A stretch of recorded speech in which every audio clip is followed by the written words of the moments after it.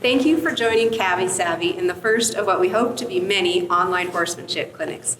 I'm Jessie Salter, blog coordinator for CavvySavvy.com. Today's clinic is brought to you in partnership by Meyer Company Ranch Horses. They're also hosting us in their beautiful facility here in Helmville, Montana. Our clinician for today is Tristen Baroni, trainer for Meyer Company Ranch Horses and contributor to CavvySavvy.com. Hi guys, Tristen Baroni, Meyer Company Ranch Horses. Today we're coming at you with a horsemanship clinic. In the morning, we're going to start with our colts. My friend Luke Cummings, which I'll have him explain some of his horses to you so you can kind of get a perspective. And what I'm trying to do with this for the morning session is he's going to work his young horses. Luke, he has a family, he has a job, he has quite a few horses, and he raises horses with Pidcock Cokes in the Northern Division. And we're just trying to give you a perspective like you'll have, because we're not all horse trainers. We don't all get to ride every day. So what I'm hoping is we can run into issues that people normally run into, and we can kind of work through them, and we can all learn together. In the afternoon, we're going to do some finer horsemanship. Luke brought a bridle horse with him, and I have several of our horses in the bridle, and we're going to show those. So I'm going to have Luke come in and tell you a little bit about himself and the 3 horses he brought to use this morning. My name is Luke Cummings. I've got 3 kids, a business. I got a busy life, and I'm just doing the best I can with my horses. This is a young stud here, and I kind of rely on Tristen and information like Cavvy Savvy to help me out. Again, I'm just doing the best I can, and hope to get better. So where are your horses at? Like, how much riding do you have on your stud horse? So we started this horse in the summer. I kind of quit him after a couple days riding and picked him up in the winter. I would say less than 20 rides, 30 rides somewhere. I don't really keep track, but my rides are oftentimes distracted. Again, just trying to do the best I can, and you'll kind of see that. But yeah, that's kind of where they're at. So he's 2? He's a 2-year-old, or a 3-year-old stud colt. And then the Palomino is going to be a 4-year-old who Tristen spent some time with and is doing really well. And then obviously an 11-year-old older horse. So what we're really hoping is you guys send in questions and comments, and we have all these topics that are kind of the common topics, and those are what we're going to cover. And we're just hoping to give you a wide perspective. I've got one guy here so we can kind of individualize it and really give you a good look at everything. And we're just trying to do this through your eyes, because so many times I found with horse trainers and information, they give you the information that they're thinking of, and that's not so much what you need as an everyday user. We need to break it down to where it's more friendly and more understandable, because at the end of the day, what we're working on with our horses is communication. And, I don't know anyone who couldn't use getting a little better communication, not just with their horse, but in everyday life. So that's our hope today, and we're thankful. I appreciate the ranch allowing me to do this, and Cavvy Savvy coming to put this on. And at the end of the day, I really do hope this helps you with your horses, and we can all be a little bit better than we were yesterday.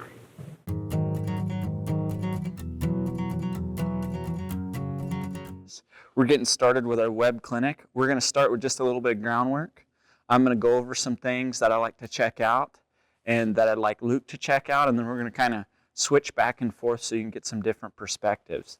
So we're going to get started. One thing I really enjoy is just when I come in the morning, I like to see where my horse is at, both with my groundwork and when I ride him, because I think it's a lot like life. Like if you have a boss, because this horse, he's working for me. We're partners, and I'm leading the deal. So I need to come in and see where he's at. Does he travel around here nicely? Is he pulling on my left hand? If I just come out here and ask him to speed up, does he speed up? All this is checking in to see where my horse is at. Because we've all had like a boss or something who just jumps right on you and doesn't really check in. It doesn't take real long before you get tired of that and you're not really excited to be there. And so with the way I ride, not trying to force things to happen, trying to set them up and get the horse to want to work for me, it's real important that I check in with him and see how he's doing. And now I can kind of turn it into something. I can work on my hindquarters here. Maybe I can turn it into back in an arc here. And through all these, I'm just going to see where I need a little more impulsion. I'm just going to see where my horse's mind is. Is he willing? Can I take the energy over here? Yeah, he's paying attention. So that's all we're doing. And you can do whatever groundwork maneuvers you like. A lot of people like to teach the hindquarters and the front quarters.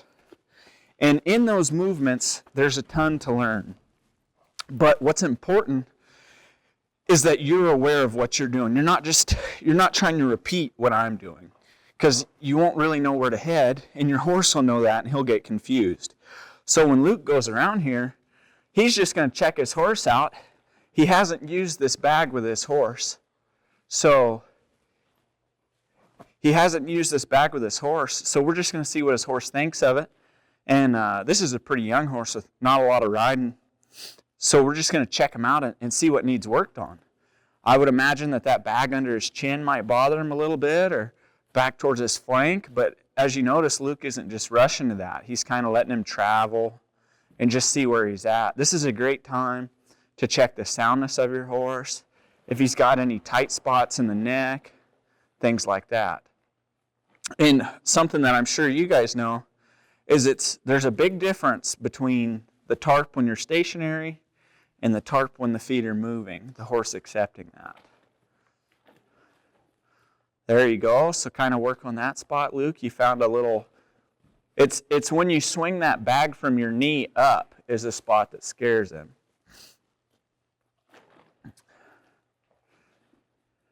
There you go, and just kind of keep that movement going until the feet and the body just relaxes. We don't need him to stop. We just need, there you go. So see, when we're going around here, maybe you have your tarp and you start to shake it and your horse starts trotting or, moving quite a bit quicker. What you'll do is you'll just hang in there with that tarp until the feet just start to slow down, until the body starts to soften just a little bit. And then you'll back out and you'll start again. Now we'll have Luke step it up a little bit. Maybe he'll have his horse go around here, and maybe he'll bring him up to the trot. And now maybe he'll kind of take that bag and run it from the ground up towards his horse's flank and see what he thinks about that in kind of a sweeping motion. See if he can't stimulate some spots. Because what we're trying to do is bomb-proof our horse here. We're coming from different angles because the horse is a prey animal, right? And when they get scared, they switch to the sympathetic nervous system, and which is fight or flight, and generally it's flight. So what we're trying to do right now is we're showing the horse that yes, he may get in a little kind of a hairy situation, but we're going to show him a way out of it. And this is real important because maybe you have a horse that you've been bucked off of or you're scared of or something like that. Well, here on the ground, you can start teaching him to look for solutions, so that by the time you get on his back, he doesn't overreact as much. And if he does overreact, he doesn't get lost. And when I say lost, I mean go to bucking or running off and having issues like that. So the whole time, we're working on the mind, and we're looking. What are we looking at? We're looking at their ears, their eyes, their muscles. Are they hard? Are they soft? Are they relaxed? Are they willing? Are they ready to work with us? Because that's his whole deal. You haven't seen Luke give him any treats or hit him with anything. He's offering a feel up, and when the horse gets there, he relieves the pressure. That's how horses learn. I hear a lot of people talk about horses learning from pressure. Yes, that's partially true, but what the horse actually learns from is the release of pressure. And that'll be one of the topics we cover today is timing. That is going to be the difference between you getting something done, doing it once or twice, or you having to repeat that same activity over and over and over again. There you go. And see, when Luke's doing this, you notice he's not just doing the same thing. He's checking out some different things. Now I'm going to have him do one more thing, and then we're going to kind of get on and cruise across the arena and see what comes up. I'm going to have him take his horse around, roll the hindquarters, and then just really bring the life up through the front end and have his horse kind of do a reach offset in the front end. And a lot of times this will present a spot, especially in a young horse, because they have to come alive. There you go.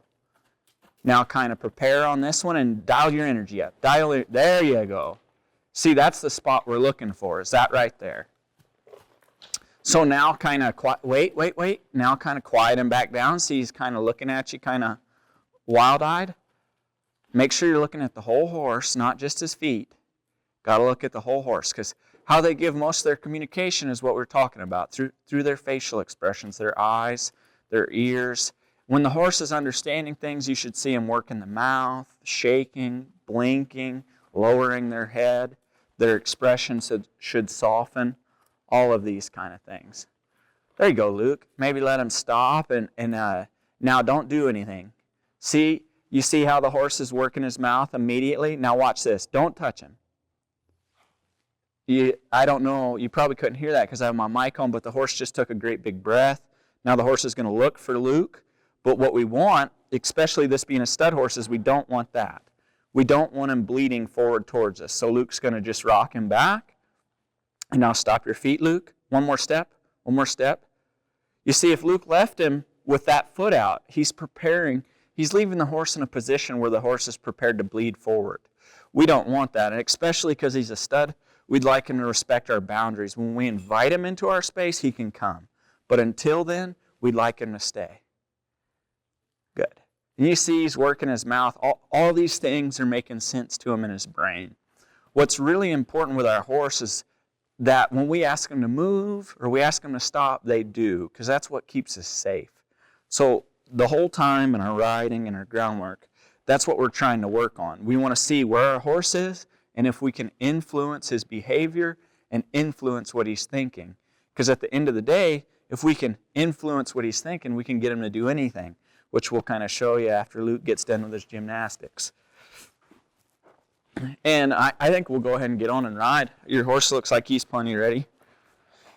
And so when we get on here to ride, Luke and I are going to do the same thing that we just did on the groundwork. What I like to do is okay, for those of you with a significant other, usually when you get home, you would like to check in if you'd like to maintain a relationship just to see where that other person is, because you don't know what they went through during the day.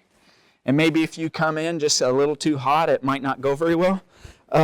So the same thing with our horse. You kind of want to get on here and let him walk around and just kind of see what he's thinking, and then start to influence the behavior. Because like what I was talking about with the groundwork, you just get on and you get to shouting and telling him what to do. It's not going to be very long, and he doesn't think too highly of you. So we'll go from there, and then the horse will give us what we need to work on. So we're just going to kind of cruise around, warm our horse's legs up, see where their minds are, and talk to you about it.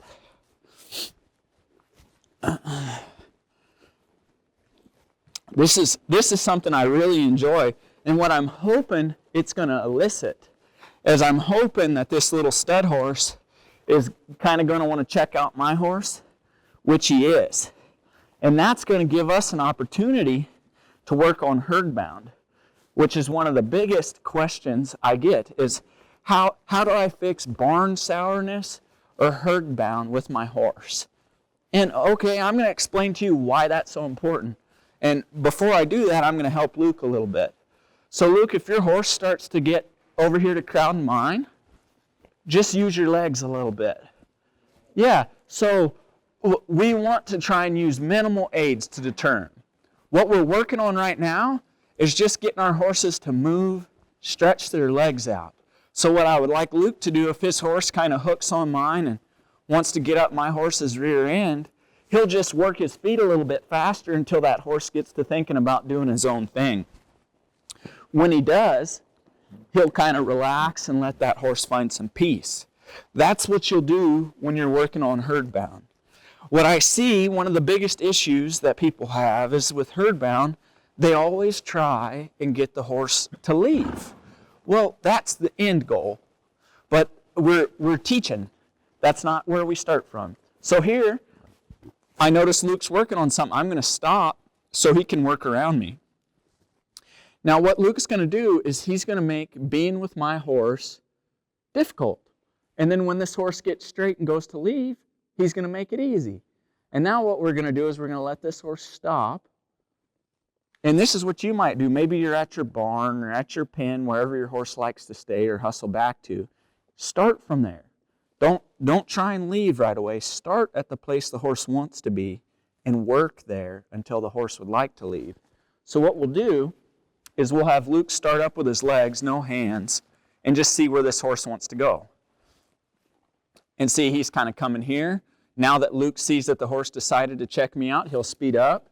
He'll speed up. There we go. See how he's using his legs to influence the mind?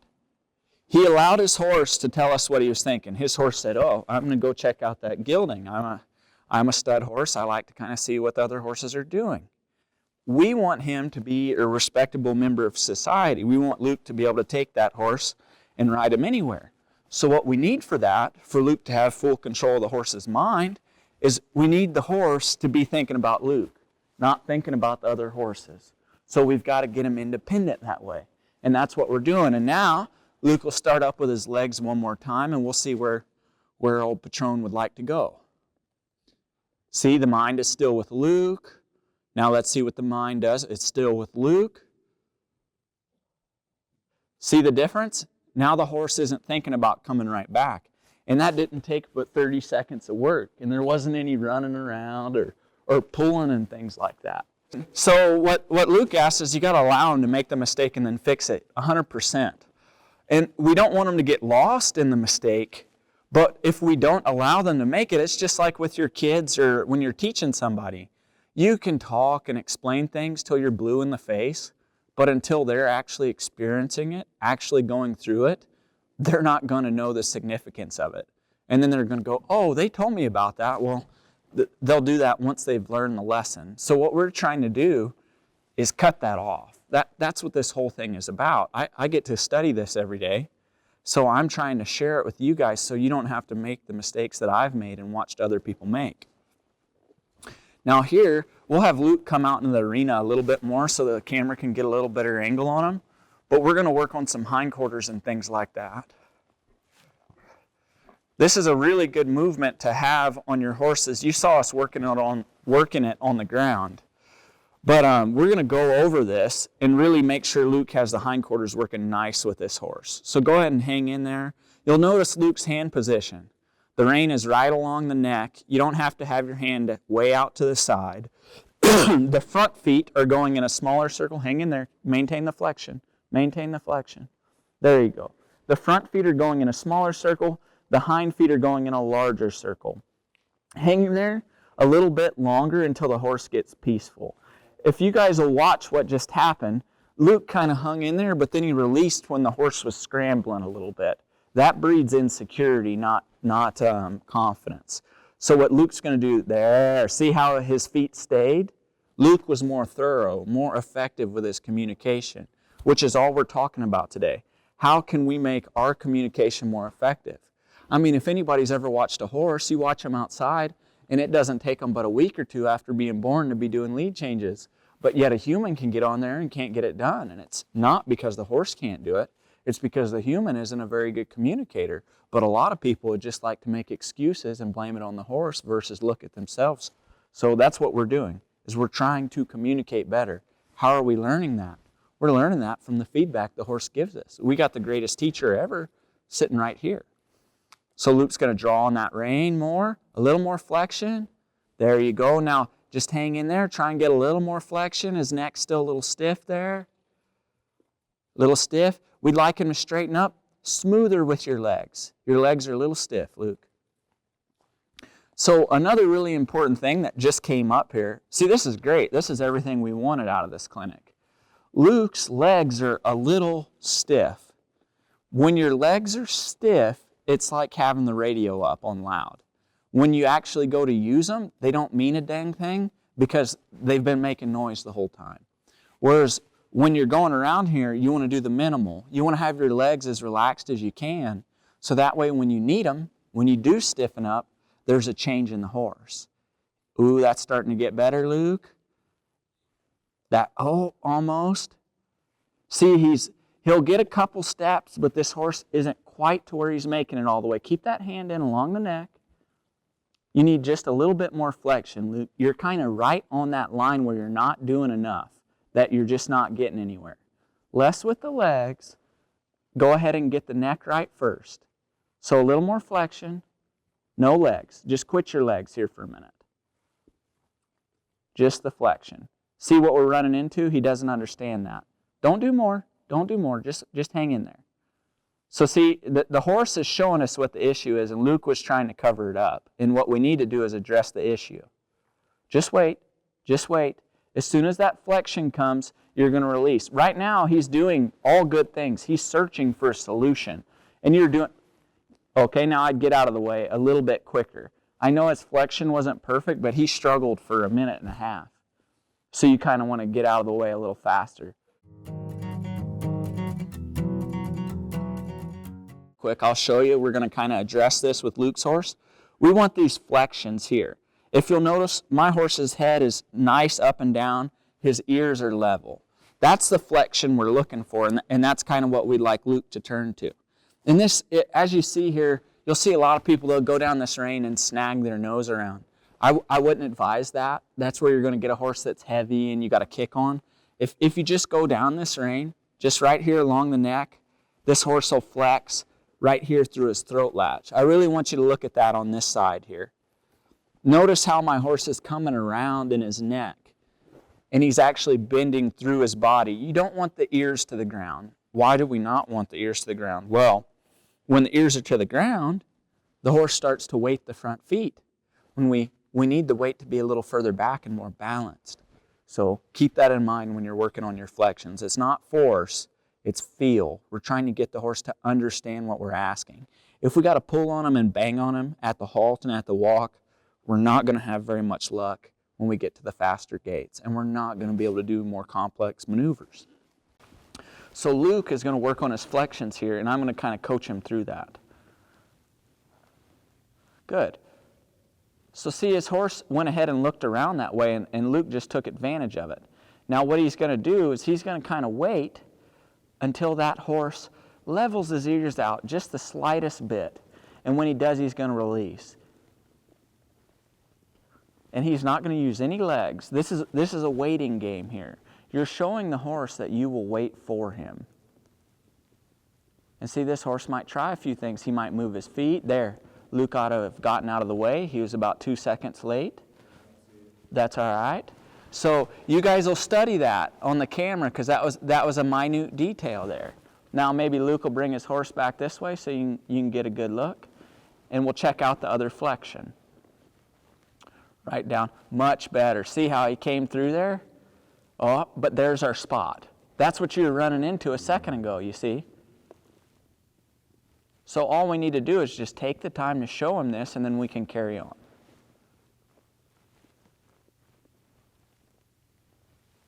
Let's see, we're just waiting for the ears to level. There they got a little bit worse. Here he's trying some things. He's flexing more. See, what happens is when, there you go, that was better. When the horse's ears are crooked, he's kind of going like this. And that's not a very efficient way to move. What we're trying to do is get the horse balanced. A big reason horses get scared is because they feel unbalanced. And we get back to the prey animal thing. How do horses get away? By running. If they feel that they can't move normally, it stresses them out. And it gives them anxiety. So what we're trying to do is get our communication. Notice the horse is licking, chewing, shaking, yawning, his eyes are rolling in the back of his head, all because we just stopped and actually taught him a concept. And we won't have to do that over and over and over again because we made sense to him. That's what I'm trying to get the point across to you guys. You don't have to ride your horse for 2 hours. If you ride him for 15 minutes and you're in the moment, not thinking about your bills and your girlfriend and your dog, and you're just focusing on your horse, you can get a lot done, and you can learn an awful lot about yourself too.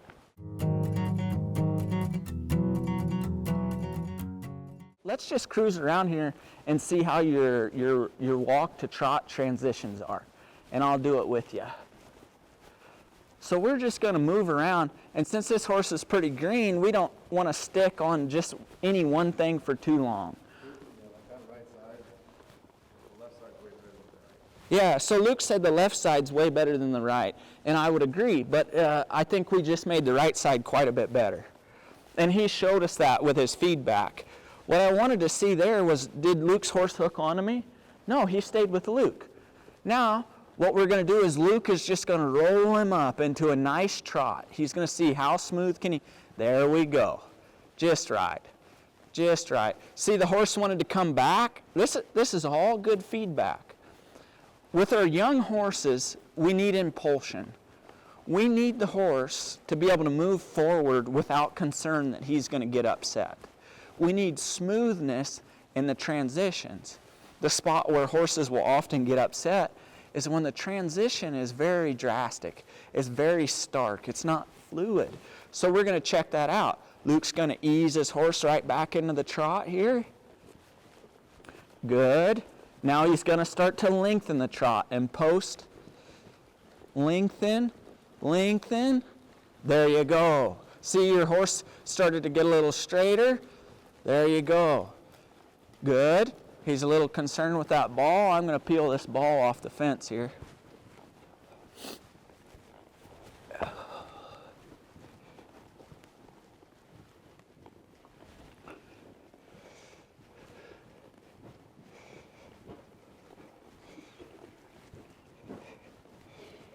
Whoops, I'm not doing a very good job. I got my Pro Cutter wires in the way.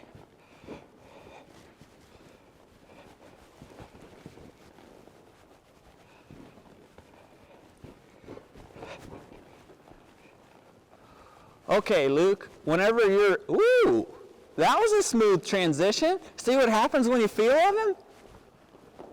How about that? Yeah, that was straight too.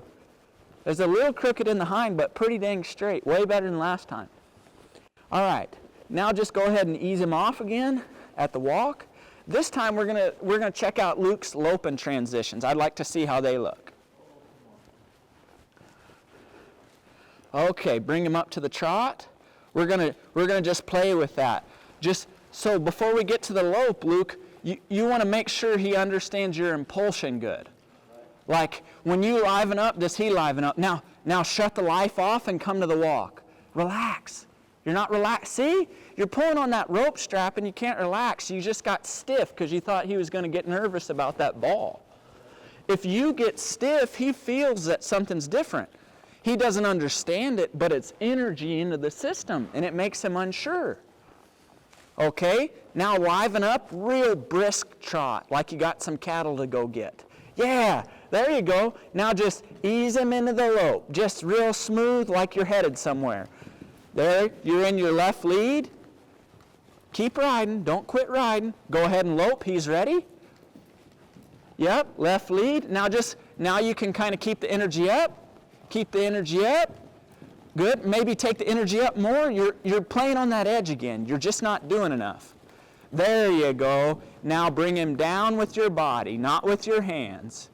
There. And what I'd like you guys to notice is this horse doesn't have very much riding at all.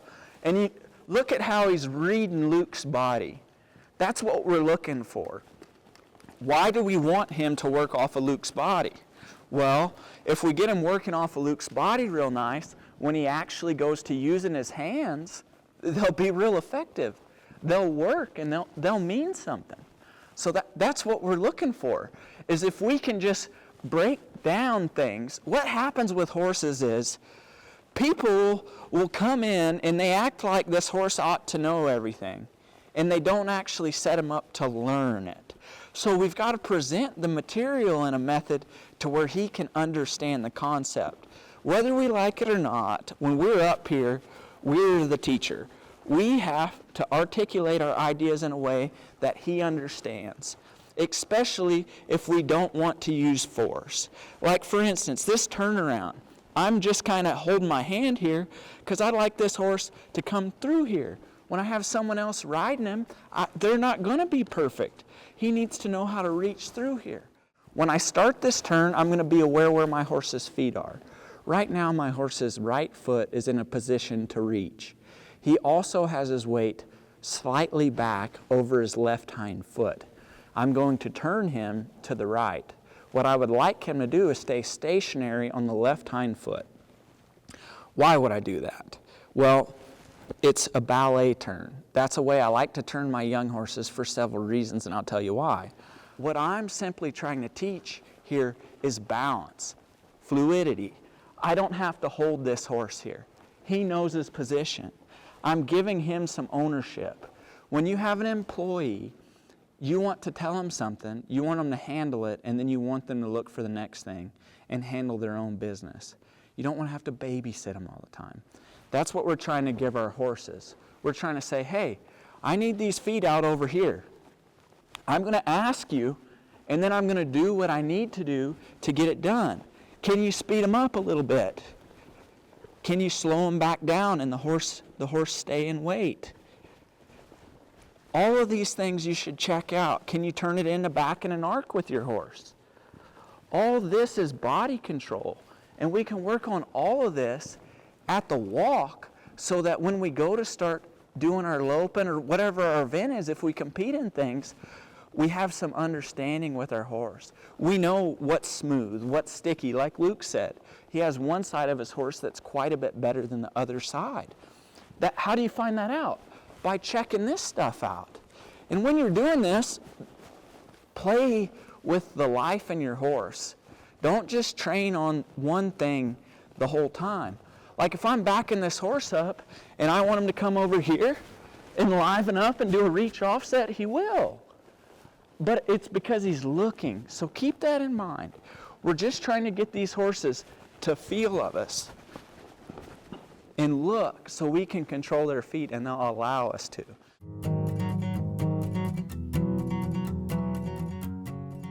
Just like to get it to where my horse is used to a rope coming around him and behind him and things like that. And I'm not going to stick on this for super long because I'm going to show you the actual dragging aspect of it.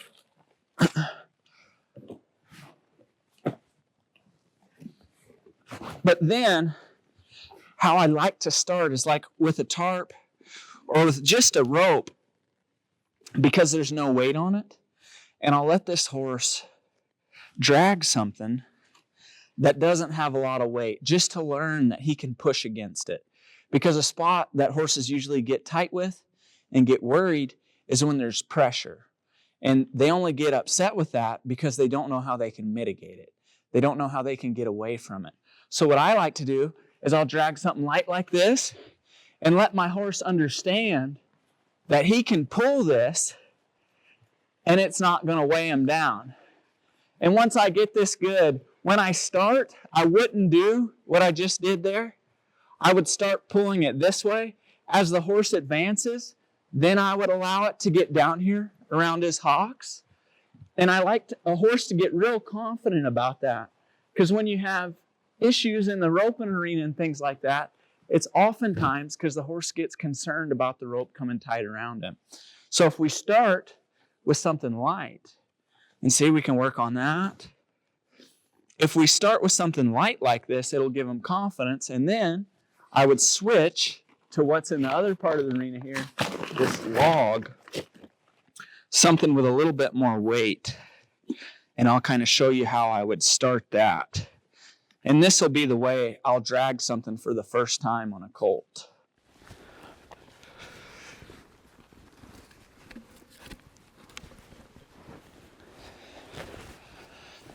So, one thing is, whenever you attach something to anything, I see people do this all the time. Don't do it. Why? Because I've seen people get in wrecks doing it. When you get off, don't leave your coils on your horn.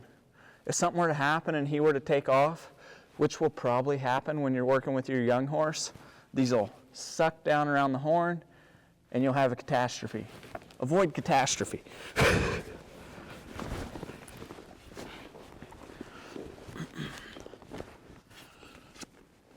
So when I start something like this, if I was doing this for the first time,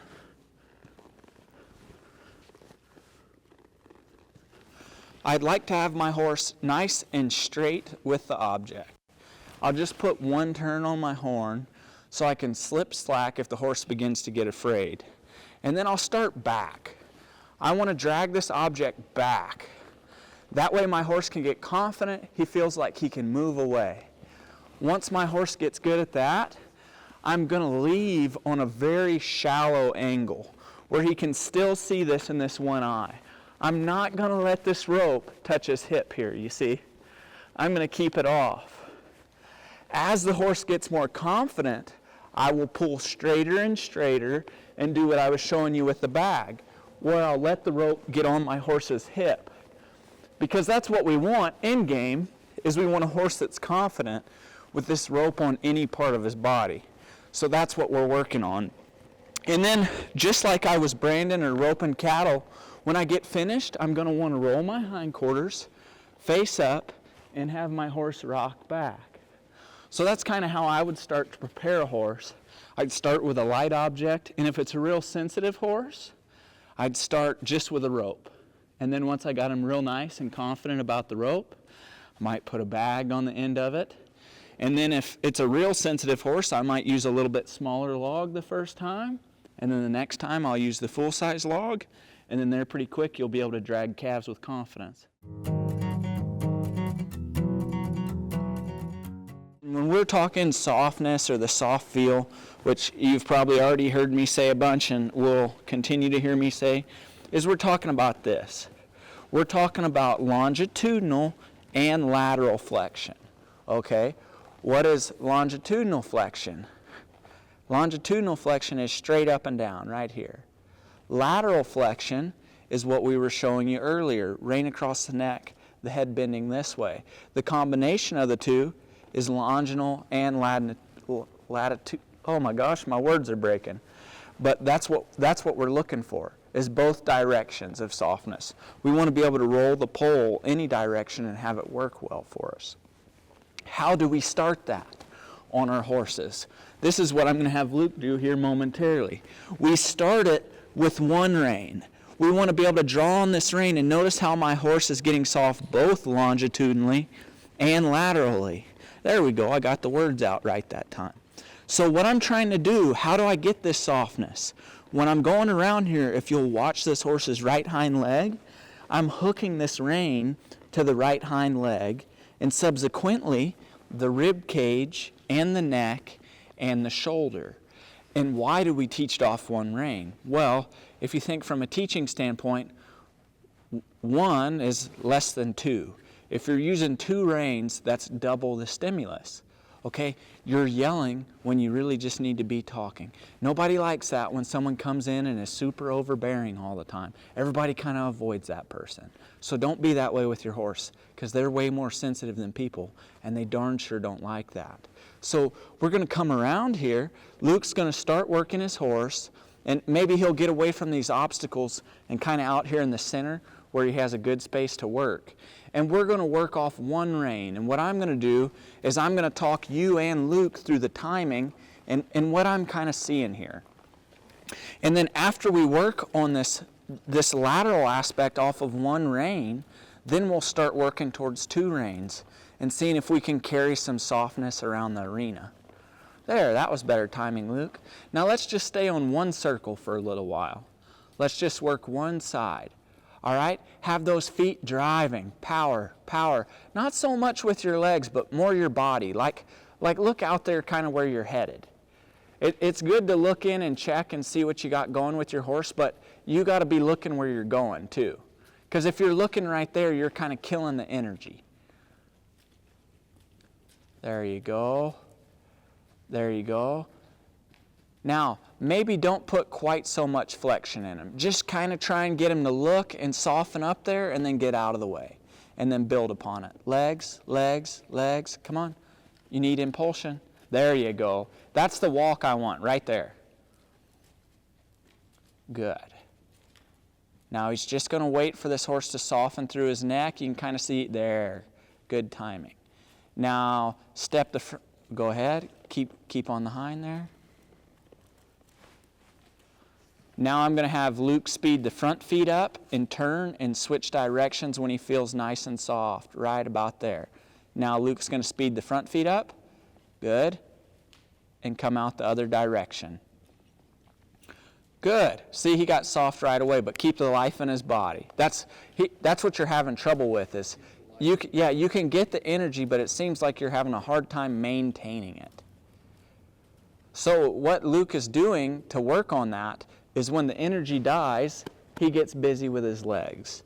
When the horse is moving real nice, he's relaxed, he's peaceful.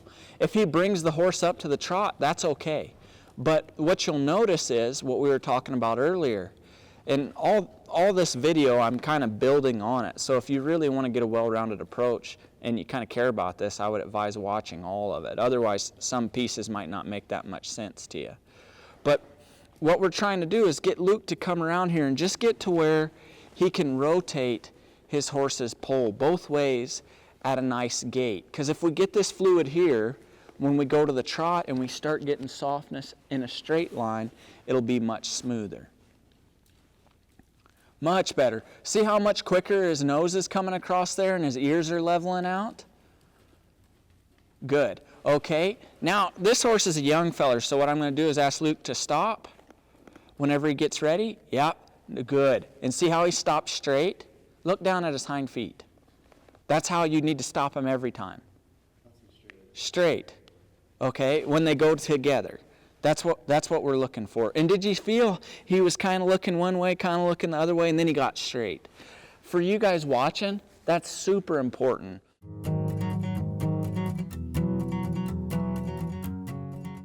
All right, you asked the question, how do I teach the horse to stop? Well, what you do is you wait until he's ready to stop, and then you reward the behavior. That way, it's his idea. He's thinking about stopping, and you say, oh yeah, that's great. Versus you running around here, you sit back, and then you go to pulling on his face. What does that cause? That causes a brace. The back will flatten out, the neck and head will go up, and the feet will not slide. Like if you're lifting weights or you're picking up something heavy, your core needs to be tight, your back and abs need to be engaged to do it safely. And if you've ever seen someone lift something with a hollowed out back, it looks quite awkward and it's not very effective. Same thing with your horse stopping. So how do I get a young horse to learn how to stop? I feel of him. I'll ride around. When he thinks about stopping, I will kill the energy in my body. I'll be just like this. When I'm sitting here, I want my horse to be just like this. Why? This is why my horse does what he does. When he does an activity, I give him peace. That's all the horse wants at a stop, and that's why so many people have a hard time getting stops. Because they're so physical, they're pulling on the horse and they're crashing on his back. That's not enjoyable for the horse. He's not finding peace in the stop. So what we need to do is allow him to gain some understanding. Allow him to gain a moment at that stop. And then even more so, something to help you guys, when you're first teaching your young horse to stop, after he stops and you reward him, don't ride him forward. Turn him out of it. Because when I teach my horses to stop, I want them to imagine that we're on a cliff. I'm running and there's a cliff and I want him to stop and not go an inch further. Why? Well, I'll fall off the cliff. That's what I want the horse to think. Because sometimes when I'm working with people and we're starting these horses or I'm outside doing a job, I need things right now. And the horse needs to understand that so we can both stay safe. Because let's be honest, in the real world, when you're out there working or riding, you don't know what's going to come up. You deal with what's at hand. So all of this, we're just trying to get our horse to rely on our body and find peace in what we're doing. So at the end of the day, if something comes up that we weren't prepared for, he knows we have his back. And versus reverting to the sympathetic nervous system, fight or flight, he'll say, hey, Tristen, you got that? And I'll be like, yeah, I got that. And then there's no bucking and running off and whinnying and pawing. Versus if you do not reinforce those positive behaviors and give your horse peace, A, you're either going to have to beat on him, B, you're going to have to give him lots of treats, or C, you're going to have an unruly horse that you can't do much on. Because when there's too much stimulus, he's going to say, I know that person sitting on me can't handle business, so I got to handle it myself. And he's going to buck, run, paw, whinny, all those behaviors that we don't want. That's why horses do that.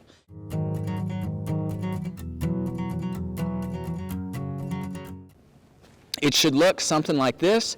Luke's isn't going to look like this because this horse hasn't done a lot of it, but we want it both ways. We want the horse balanced on the outside hind foot.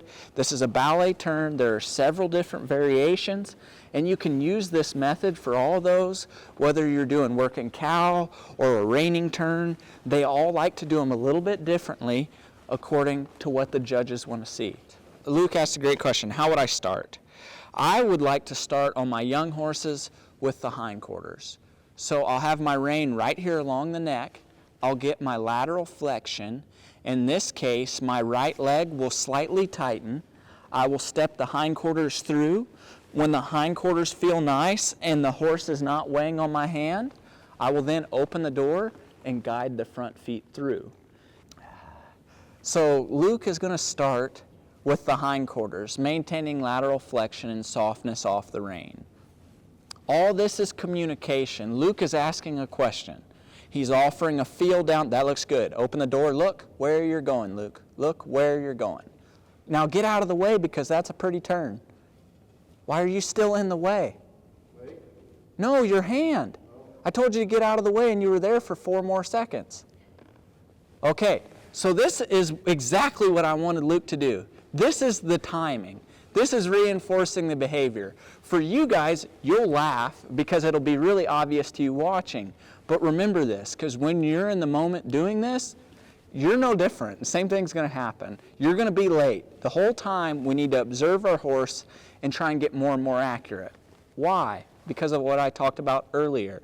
It's the release of pressure, not the application of pressure, that teaches the horse.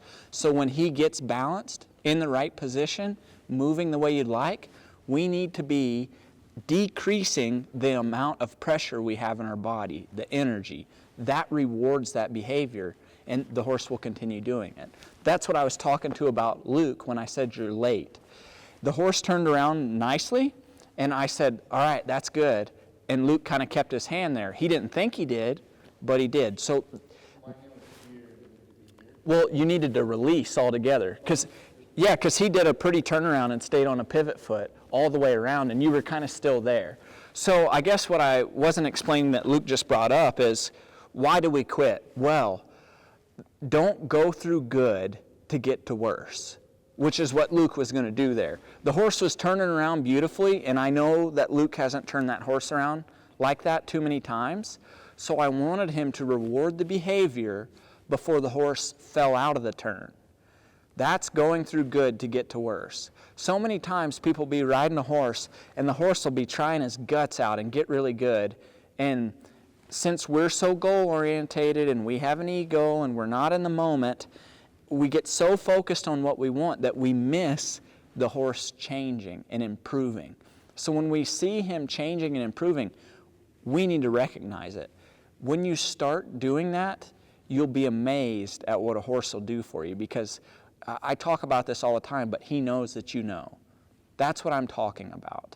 Okay, it's like if you have a partner or someone you're close with, they know when you're doing good and when you're not, because they know you, right? And you appreciate that. You value that. You trust them more for that.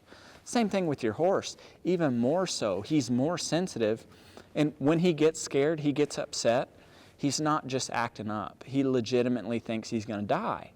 So it's very, very important that you notice these things. And even in a turnaround, you see that he's doing good and you reward it and you say, yeah, man, that's good. And he goes, right on, Luke, I'm doing good. I like that. And he's going to stick his chest out and he's going to try harder, which is what we want at the end of the day. So maybe come out here in the center a little bit more and let's work on your turnaround the other way and let's see it just as beautiful as you did last time.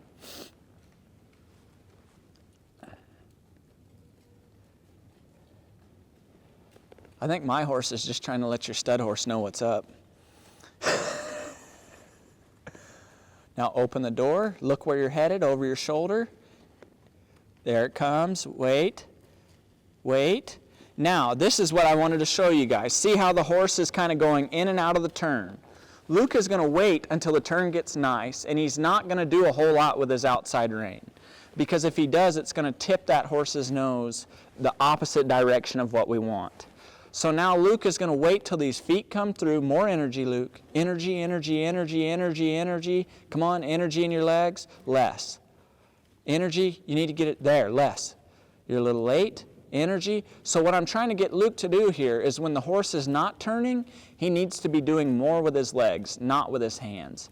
And then when the horse starts thinking about isolating the front end, he's going to relax the legs. Here comes a change. That's all right. That was acceptable. So let's wait. Give him a second. Okay, see, he went right. He wanted to go right back to that other side. He wasn't going to give the horse a chance. We need to give him a chance to think about this. So now Luke's going to go right back down that left rein and go right to the turn. Hand out. Look where you're going. Maybe tip that weight back just a little bit with your right hand. Just try and ever so slightly influence it and then release it. And wait for the feet and release. All right, a little bit better. Let's keep working on that. This is a great example of what you guys might run into with your turnaround. Start your turn. So when Luke comes across the front here, I'm going to help him shift. Feel the weight shift right there? Hopefully you guys can see this, but now see how the horse's weight is immediately more so over his hocks? Now Luke, when you come across this time, get out of the way. There. Good. So see what we did? This is something you could do with a friend or a trainer if you have one to help you get this behavior. Notice when we complete, the horse shakes, the horse works his mouth. That's all recognition of understanding. That's releasing hormones in the horse's body that cause relaxation and understanding. That's what I talk about when I talk about the difference between training and understanding. When you present understanding, you don't have to do it over and over and over again because the horse, he starts to get the idea. All right, let's start on that left side again and see if we can't shape that turn up. And now this time, just look through your turn and just try and feel those feet and direct them through the turn. What do you need? Which direction are you headed right now, Luke? No, tell me, where is your horse, forwards or backwards? He's forward. And now he's backwards. Okay, what do you need to be doing when he's either backwards or forwards? Release. No. You release for balance, not for forwards or backwards. You release for the center. See, that was better. Okay, so this is where the horsemanship part is tricky because it depends. Our goal is the turn, right? And that's what Luke was thinking about. But some things came up. The horse was going backwards and forwards. To do this turn that I was showing you guys, it is neither backwards nor forwards. And this is why a lot of people don't do this turn, because they can't. Because they can't. They try too hard and they try and do it versus letting the horse do it. We want him to stay in place and stay balanced. So if he's forwards or backwards, we should be doing just a little bit more with our legs. And then when we feel him come to that a little more centered, it doesn't even have to be perfectly centered, but we feel him come a little closer to the center, we soften our legs up. It doesn't mean they don't get loud again as soon as he gets too far forward or too far backwards. But the mistake that you will make is doing more with the rein. That's how you get a horse heavy. It's not more with the rein. It's more with the legs. When the rein is over here and you've got the flexion, you've already done all you can do with the rein. You pulling on it anymore is not going to do you any more good. You've got to get the feet working. That's where the legs come in. When I'm telling Luke to do more, I'm trying to get him to use his legs to stimulate a direction change, either frontwards or backwards. So let's try that again. Does that make more sense, Luke? Yeah, so if you need to get him back, maybe use the right rein. Or, what did we just talk about? Use your legs if you can. To get him back. Yeah. If he's forwards or backwards, use your legs a little bit more. If he's backwards and you use your legs, what's going to happen? What's going to happen? Go forward. Yeah. Yeah, so try to find that. Yeah, it's a teeter-totter. You're just trying to do what I'm doing with my horse here. See how my horse is going forwards and backwards, but his feet aren't even moving? You're just shifting the weight in the horse. And so many times we don't actually take the time to get the horse to get out of the way. That's what I'm talking about. See, he just turned that thing around real nice and kept the pivot foot. But the horse can do this at any moment. The human just has to get in the right position. So I hope you guys are starting to see this, that no matter what style of horsemanship you do, whether you're jumping or running or rodeoing or working or just checking the mail, if we pay attention to our horse, and instead of making excuses and saying, oh, our horse is this or that, or oh, he got a rough start or this and that, and we just pay attention to what he's telling us, and we pay attention to what we're doing, oh man, can we get some changes, and gosh, is it fun. Because like in anything in life, it's not all the good stuff, it's not easy. You ought to struggle a little bit, because then when you actually make it, it's much more rewarding. If it was easy and you just did it, you get bored in 2 days, and I think all of you know that.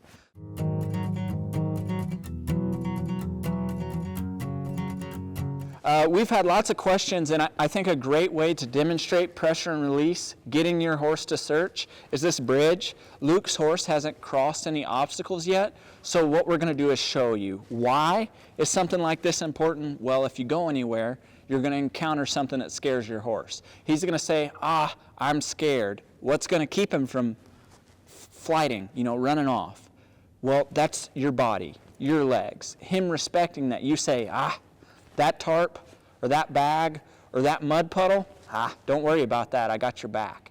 That's what we're teaching him with this. You just see a guy trying to get a horse across a bridge, but what we're trying to teach is confidence in Luke's leg aids. So without further ado, we're going to start on that. And we're going to just see what Luke's horse offers us up. He's going to have his hands kind of prepared to block there, and he's going to relax. As soon as his horse attempts to step on this, he's going to relax his legs. The key to Luke getting across this barrier is how straight can he keep his horse. When his horse looks to the right, can Luke block it? He just did too much there. So Luke will straighten him back up. Legs, legs, legs, legs, legs. Come on, energy until you get back to the bridge. Peace at the bridge. Peace. Relax. Just relax. Now see, Luke was doing quite a bit. Now let's see what this young horse does. He might even just step up there on his own. Look at this. Look at this. See, he's thinking about it. Straighten him out. You should be keeping him straight. Now, as soon as he's straight, you'll start with your legs ever so slightly. Ever so slightly. There. You were late. Be quicker. There. There. You shook your leg one more time after I said there. There means stop. See, this is how important timing is, guys. Okay, legs. Legs. There. Pet him. See what happened when you quit with your stinking hands? See, you're doing too much. Now, I hope this is an example to you guys of how sensitive the horse actually is. So many times when we have an issue with our horse, it's not our horse, it's us. So as you noticed, when Luke kind of got things in order, the horse got in order. So that's all we wanted to show you with that. A little project, something that I know every horse person encounters is some kind of stimulus which scares their horse. And this is how you can work through it. And all the while, gaining more respect with your horse and a little bit more rapport. What we're about to cover is we're going to get Luke's young horse over this bridge here. He's going to kind of approach this bridge, and then we're going to talk you through it. Luke's goal is to not do too much. The biggest thing he needs to do is keep this horse straight, which you can see he's already, struggling with right there, because he was late. That's the only reason the horse got crooked. But that's where we all are. We have the skill that we have, and we're working on it. So now, Luke is just going to slow down, not do so much with his legs, and see what happens when he quits with his legs. He has a little more control of the feet. Now, why are we doing this?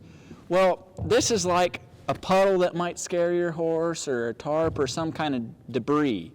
What we're doing is the horse is saying, I don't know if I can make it. And Luke is saying, I got you, buddy. Give him a pat, Luke. There you go. So what he's doing is teaching the horse, when there's outside stimulus, when he gets a little bit scared, don't worry. Luke's got you. Between his hands and his legs, he's going to support you, and we're going to make it through. That's why I like little obstacles like tarps, bags, ropes, logs, all because these are barriers. Horses work off pressure. Now, I want you guys to watch and critically observe what Luke is doing here. He knows last time he had a hard time with those hindquarters popping out, and he knows he's crooked right now. Let's see what he does to change it. Maybe if he just sits tight for a second, it would help him, but he did too much. So we'll start again. Hustle, hustle, hustle, hustle. See, you just gave him a big reward when he wasn't trying to get up there. That's your timing part. Energy, energy, less. Now relax, relax, Luke. Good, good. Now just pet him. Good. Now, see how straight that horse got when Luke wasn't doing a whole lot? Pretty straight. Yeah, but this is why I have Luke here, because he does ride a lot, and he's rode a lot of horses. But if you're not doing it every day, you have to really, really watch yourself to make sure your body is doing what your mind is telling you it's doing. Because I even have a hard time with that. Sometimes I think I said something, and everybody's like, well, you didn't do a very good job explaining that. And I'm like, well, it made sense to me. So we have to do the same thing with our horse. We have to really evaluate that. So now Luke is just going to try and ride forward. Don't move your hands. You started off moving your hands, and he was straight. Good. We're just trying to get these back feet to quit. Okay, you're 2 strokes too late again. As soon as those feet move, you slack up. Straight, straight, good. Start again. See, baby steps. See, sometimes we think we just ought to get all the way up there, but we just want to reward the effort here. Go, go, go, go, go, go. There, there. Oh, he was going to step up there with that back leg. Now start again. Good. Legs, legs, legs, legs, legs, legs, legs, legs, legs, legs, legs, less. There. Do you feel the change in his balance? That was the timing of the pressure and release right there. That was a good thing to get on video. Now, we're going to let Luke's horse take a break. If Luke would have not applied the appropriate amount of pressure there and maintained it, the horse would have come off laterally, off the side. But what he did was, instead of doing a whole bunch with his hands, he increased the pressure, and when the horse shifted his weight to the horse's left, Luke released, which in turn got him straighter without our reins and hands. This comes to the opening your mind part. Everybody thinks we got to pull them around and bang on them, when really all our legs and hands are trying to influence their mind. It's not so much a physical maneuver. You can get a horse to do all sorts of things. Like if I want him to lower his head, I can have him lower his head just like that by just touching him on the neck and see what happens. But I didn't pull his head down. You can do that with a lead change, with a turnaround, with getting on the bridge. But you have to pay attention to when the mind changes due to the influence of pressure. So with that said, carry on. Good, good, good. See, you should have rewarded that. The weight shifted forward. Now it's back. You better go forward. Forward, forward, less. Yes, pet, pet, pet. We got our horse on the bridge. That's what we wanted to show you. I really hope you watch this forwards and backwards. You might see it and just think it's getting on a bridge, but if you critically analyze this and try and understand the pressure and release used, oh my gosh, will it advance your horsemanship by leaps and bounds.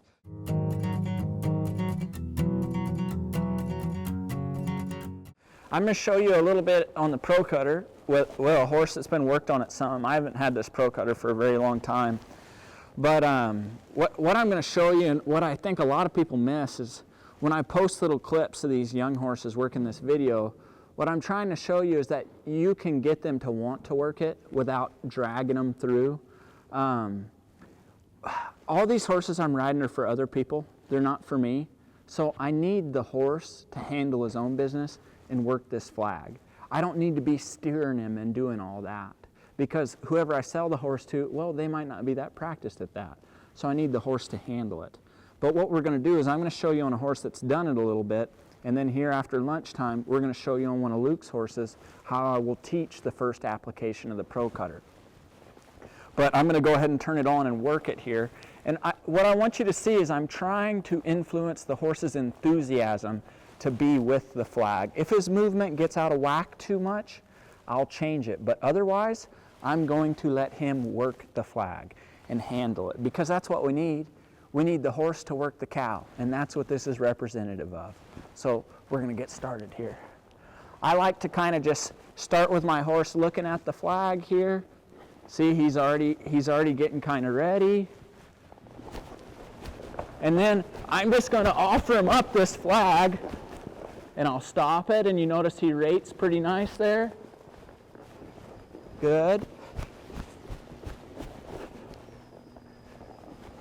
He's a little late, so I'll use a little bit more leg, and then I'll stop him. And then this is something I really like to do with my horses here. I'll ease him up to the flag. I'll ease him up to the flag, and then I'll stop.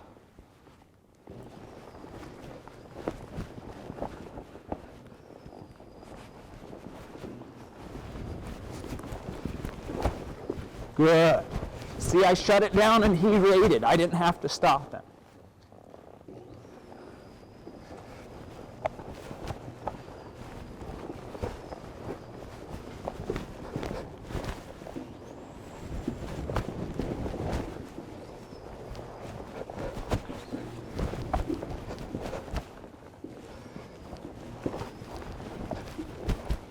Good. So see, as you can see, as we start to dial the energy up, the horse is really trying to work to be with the flag. Now, things I would like to improve upon. See how my horse isn't completely straight? Now when we stop here, I'm going to push the hindquarters in. I'm going to straighten him up. But I'm also going to allow him peace right here with this flag, because this is why he chases the flag. The whole point is, when he's late, he's not with the flag, my feet are active. When he gets right here where I want him to be, focused on the flag, then we get out of the way. So that way, he knows being with the flag is peaceful. It's the same thing we're doing with the herd bound. Your horse is herd bound because he can't find peace with you. He finds peace with his friends. That's all it is. So what we're trying to do is show him, hey, you get with this cow, you're all good. You're away from this cow, you're going to be busy. We're not going to make you go with the cow. We're going to give you the option, and it's up to you to do it. So we'll work him one more time here. Good, and he clicked right on.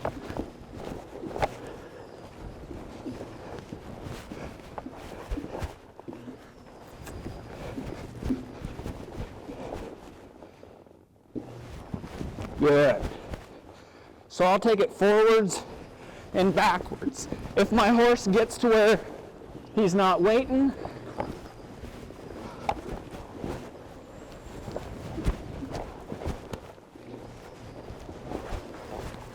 there, he got a little bit behind, but see, I didn't have to drag him across. I just did more with my leg. And I'm kind of challenging him on this flag right here to show you some things where you can kind of improve his behavior. If my horse is looking off to this side, I'll just turn this flag on and make him pursue the flag. That's where I want his focus. Oh, much better.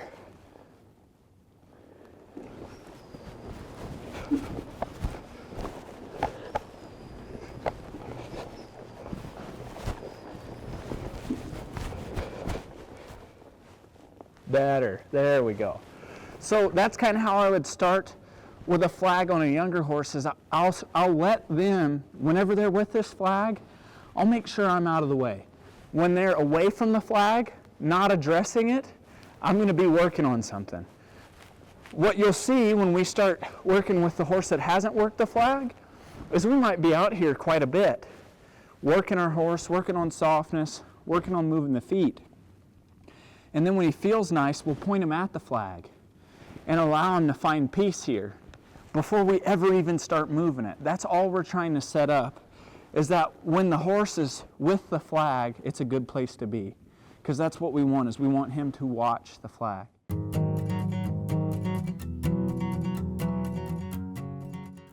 There's a gentleman on there that said he has a horse that pulls back and kind of blows up, and it gets pretty hairy and it's pretty rough before he has a chance to get there. And this is a problem that a lot of people have. And what I would say is sometimes people will work on it and they'll tie a horse up and they will stimulate the behavior until the horse no longer does it.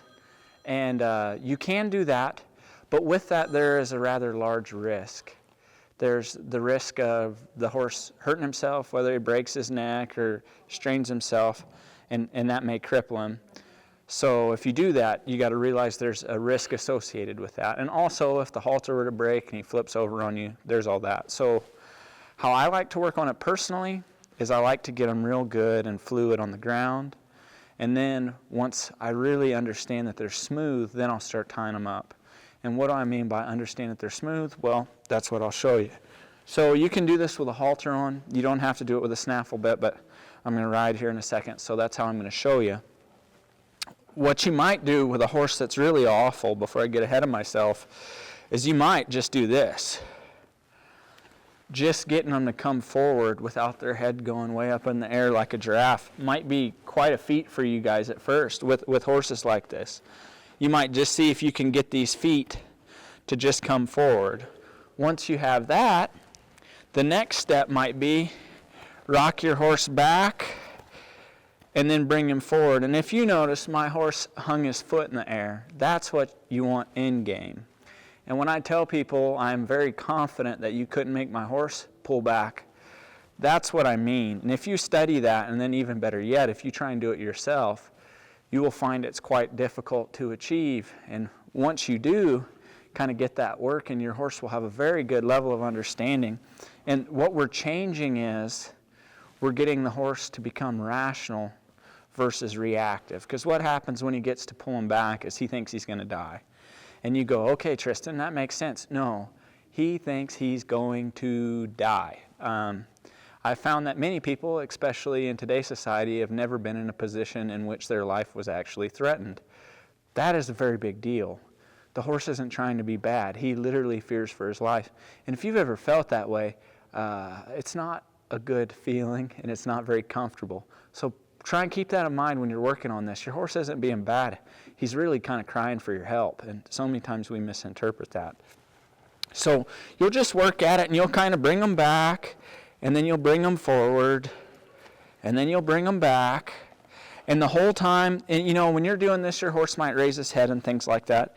And I don't know what my good friend Luke's horse is going to do here, but we're going to have him work at that and see if anything comes up that I can help him with and maybe give you some perspective. Because I work with that on all of my horses, client horses or horses that we sell, because I believe that a horse that you can't tie hard and leave overnight or leave for however long, he's not broke, he's not safe. Because I got to be able to take them places, and sometimes I got to get off and I got to tie them to a twig or not tie them at all, and they have to stay. And you can get them to do that, but you've got to teach it. You can't just expect it to happen. So really try and use that little bit and go through those few things I said and work on it at your own pace. And if the leading forward is too much, you might just work on this. You might just see if you can't get him to put his nose down. And you won't do like I just did. You won't do it all at once. Gosh, you might put a little weight on that, and that horse might kind of go like this and work against you. The key to getting this done is don't do too much. If you put too much pressure on here too fast, you'll cause the horse to retract, and his head will go up and he'll pull against you. So make sure when you do this, you just kind of put your hand on there and offer a feel, and you might release for that, and then you might start again. And then if you want to advance it, you might ask him to lead forward. See there, he just shifted his weight forward and I released. And there, now we might see if we can get a step here. There, and the head will stay down. If you can do those things, you have a horse that's pretty trustworthy to tie up. And I do all of that before I ever tie a horse. And I think that's where the accidents happen a lot, is people won't prepare the horse and they'll tie him up and they'll have a mess, and then it takes a little bit of skill and some confidence to get out of it. Because let's be honest, a horse that panics and pulls back, it's dangerous. They're quite a lot larger than we are. So be careful when you're approaching it.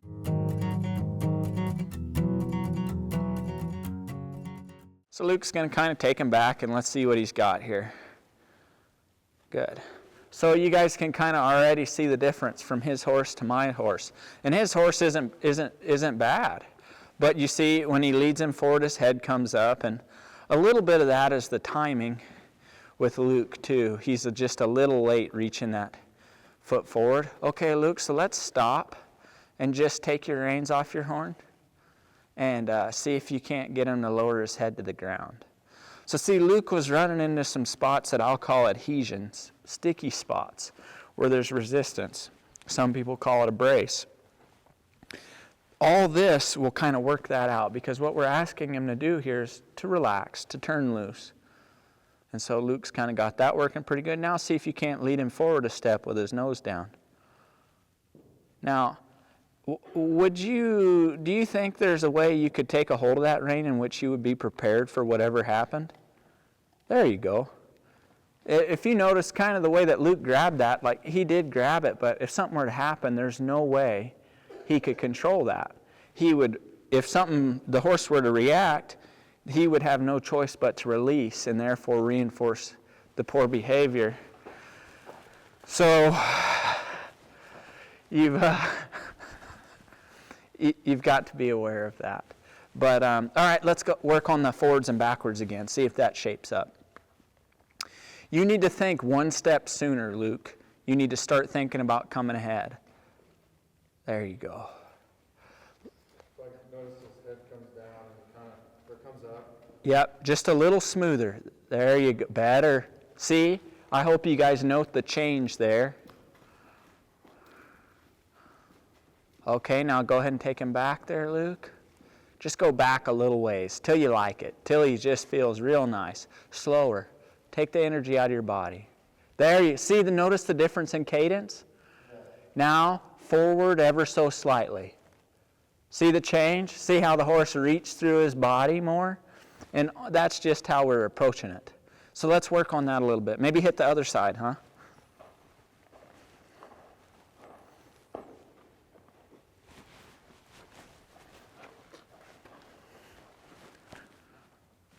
Good. And you got to remember, you got to work both sides of them here. Good. Now just ever so slightly forward. See, we found a spot. See, that's a pullback. That right there is a pullback. And this horse is broken, been tied a lot. And I've never met a horse that pulls back that can do that transition smoothly. And I've worked with some that are rather nasty at that. So if you can get that good, you can fix that spot without ever jeopardizing your horse tying them up.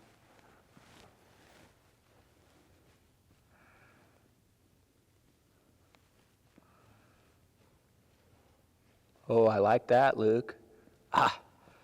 So, all right. This is where things get a little deeper. Luke is doing all the right things, but the time of which he's doing them is not spot on. He's trying to move the feet when they're weighted. What I'm trying to get Luke to understand, but I have not yet articulated to him, is he needs to move that foot forward when it's about to leave the ground. That's why I can hang one in the air, is because I'm moving it as it's leaving. If you try and direct a foot when it's on the ground, it's going to be heavy. You're going to find resistance in the head and in the rest of the body. So you need to direct it as it's going to move during swing phase of the stride. And then you can move it wherever you like, forwards, backwards, out, or in. So try that, Luke. Does that make sense?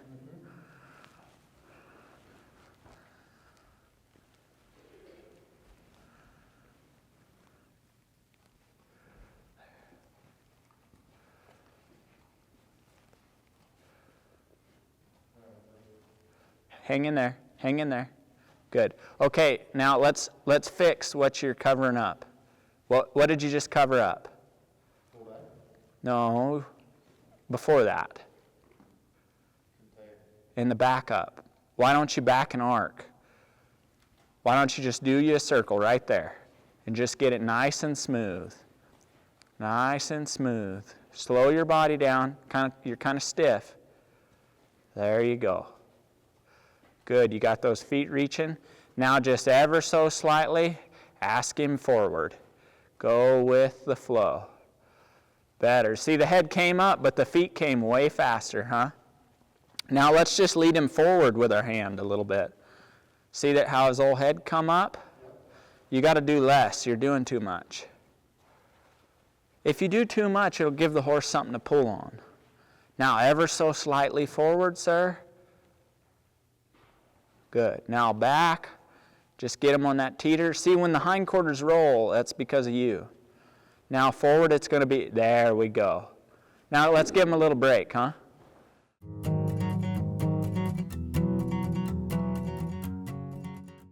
There's an elasticity in the horse's mind that is very hard for the human to understand. And I am not going to go into all of it because it would bore you and you probably wouldn't watch the whole thing. But you can do a certain type of stimulus with a horse and it can mean multiple things and it will not confuse him because their brain doesn't work quite like ours. It's the same reason you can be a jerk to your horse and he'll still meet you at the gate. I don't know any humans that way. That as long as you get right, they'll still show up with a positive attitude. And that's just because their brain works a little different. So what I'm going to show you is an application of pressure and release, which you won't even associate to the action that I'm about to get. I'm going to show you, if you just put your hands here ever so slightly, the horse will lower his head. Yet I'm not pushing on his head, you see. So you've got to get your mind out of that frame that it has to be here, it has to be there for the horse to understand it. Yet I could put my hand here and get the same action. It's an understanding from the horse of, I ask a question, right? The simplest of questions. I apply pressure. He searches for a solution. He moves away from the pressure and I release. So I'm going to go ahead and crawl on my horse. Luke, as you're ready to hop on. And Luke and I are going to demonstrate what I just showed you, another application of pressure, which you might use in several different ways. And we'll show you how the horse can understand. The biggest part for you is going to be wrapping your mind around this, that one stimulus can mean multiple things to the horse. This is something that I really work on, and the reason I work on it is I sell horses for other people. And I get pretty creative, especially when I'm stuck in the arena all winter. But the biggest thing is I got to get these horses to where they can rationalize things that I didn't show them. Because no matter what, I'm not going to be able to show them everything they're ever going to encounter in a year.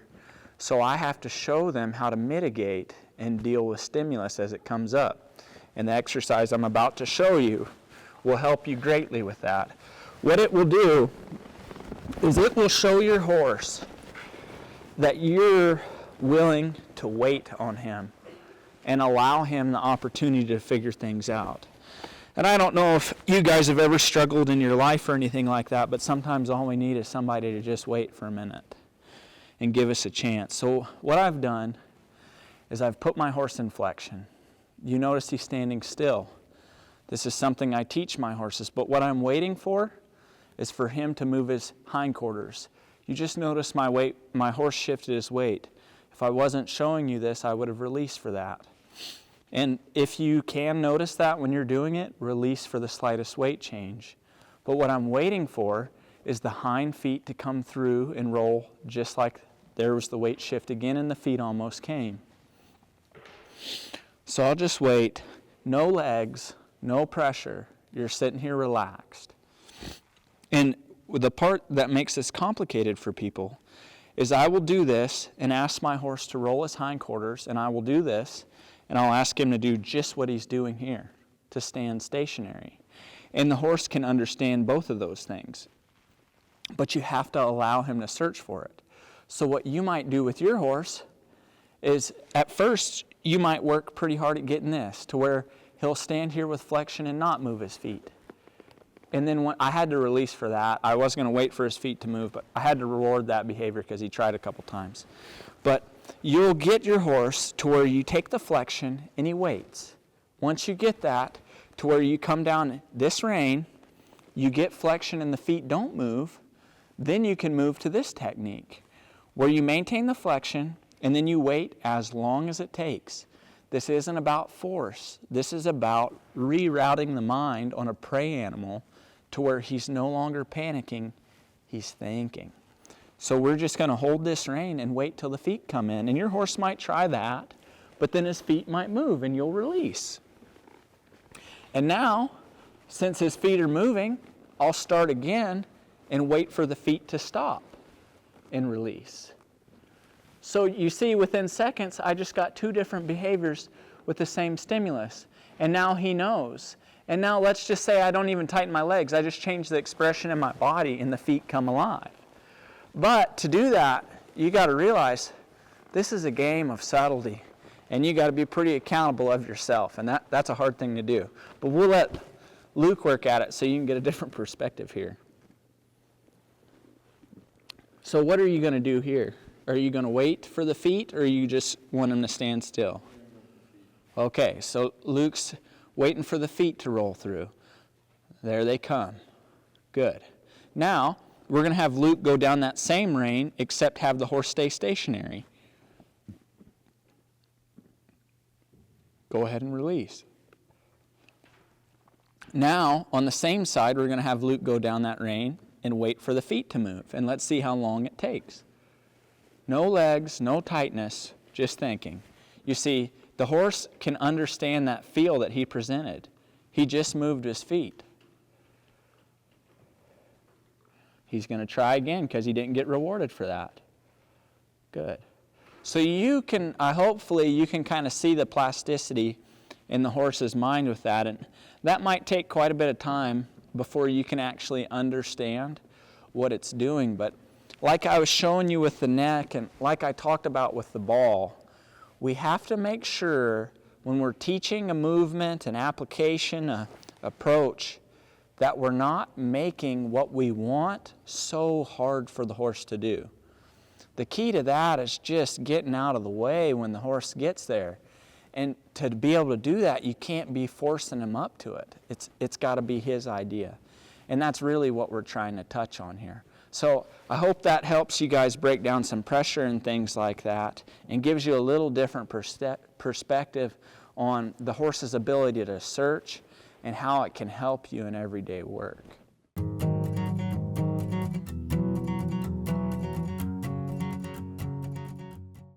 In my opinion, I would prefer forward motion.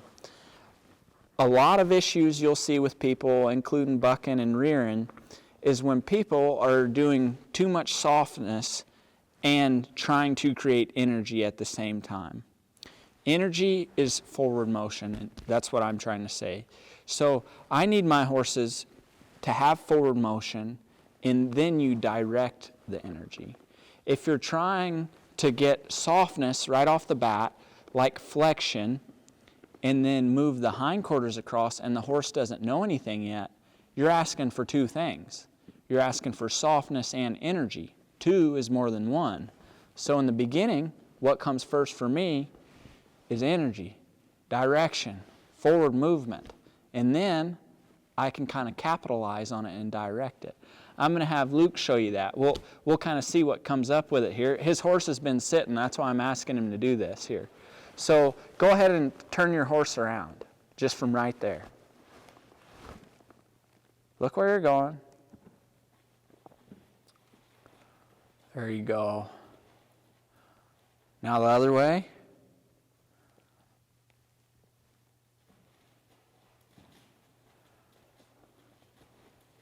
Good. So there, Luke's horse did it. He did a nice job with it. So he got energy and direction at the same time. But now what I'm going to have Luke do, and I want you to see if you can notice a difference in fluidity on this. I'm going to have Luke take a left-hand turn, kind of walk down along the arena here, and then roll the hindquarters and bring the front across. And I want you to study the cadence of which the horse does it. And you for yourself take note of whether it was improved or not from how we started there.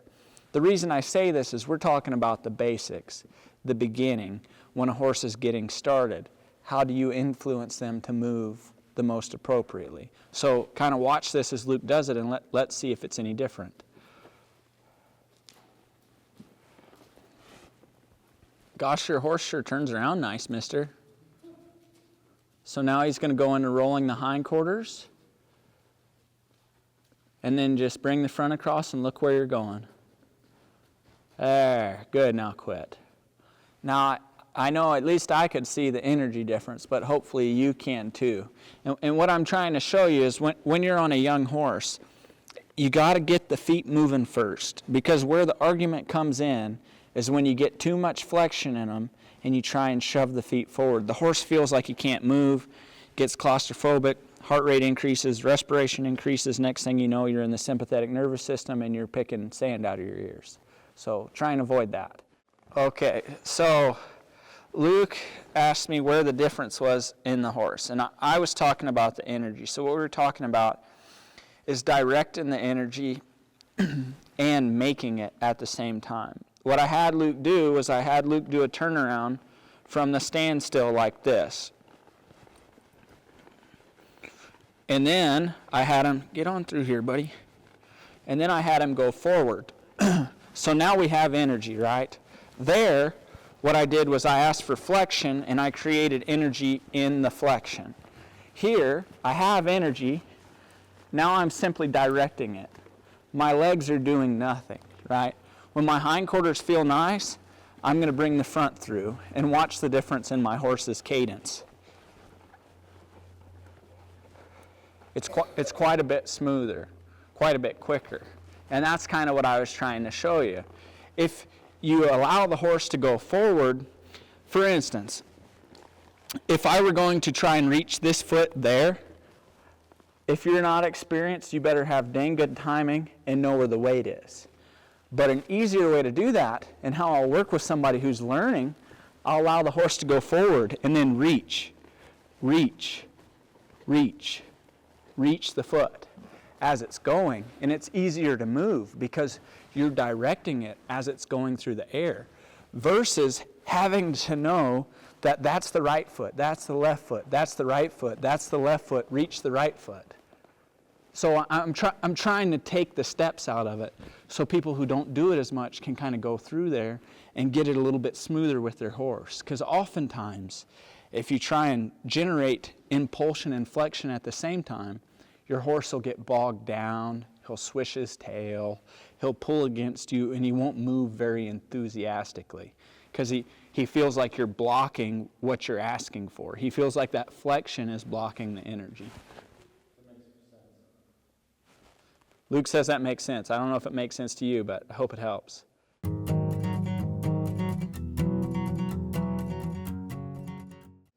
My lovely assistant, the one and only Merle, he's a coming 4-year-old gelding.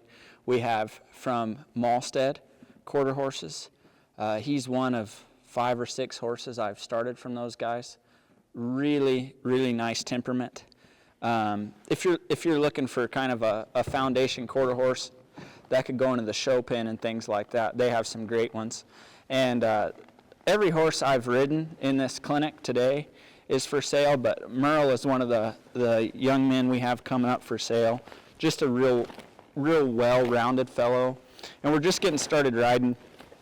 And I just like to show you a few things that I like to get good on a young horse that I just think is kind of pertinent for a horse if he's going to be considered safe. Like they should kind of be good about a flag and kind of stuff around them, and you should be able to work this and not have to hang on to the horse.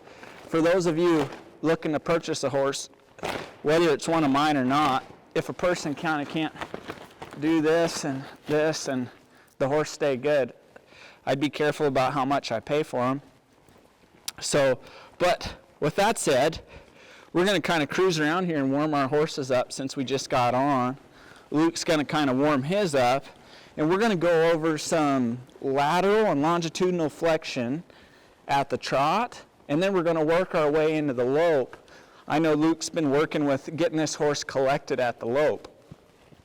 The reason we do that is we can do our lead changes from there, we can do our hard stops from there, we can do our rollbacks once we have collection.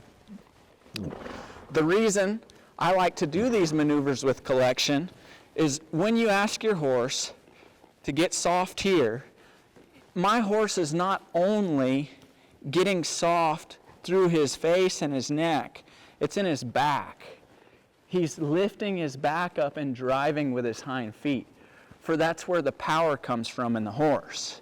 You see, when he goes to leave there, he leaves with his hind feet. When he stops, he also stops with his hind feet.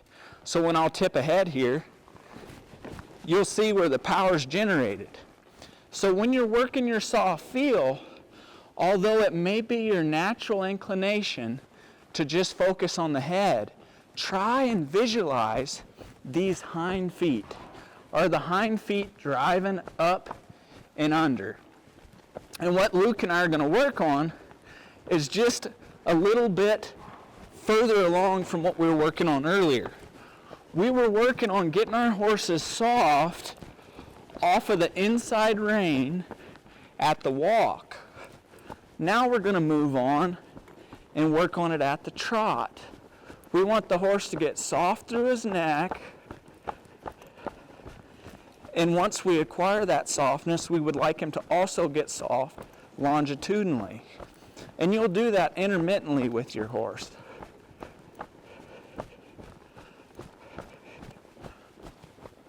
And I'll stop here and we'll see what Luke's is looking like.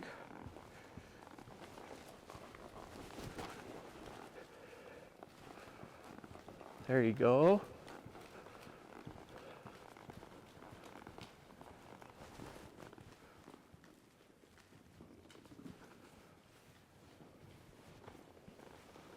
Now see if you can't carry it around us here for a full circle.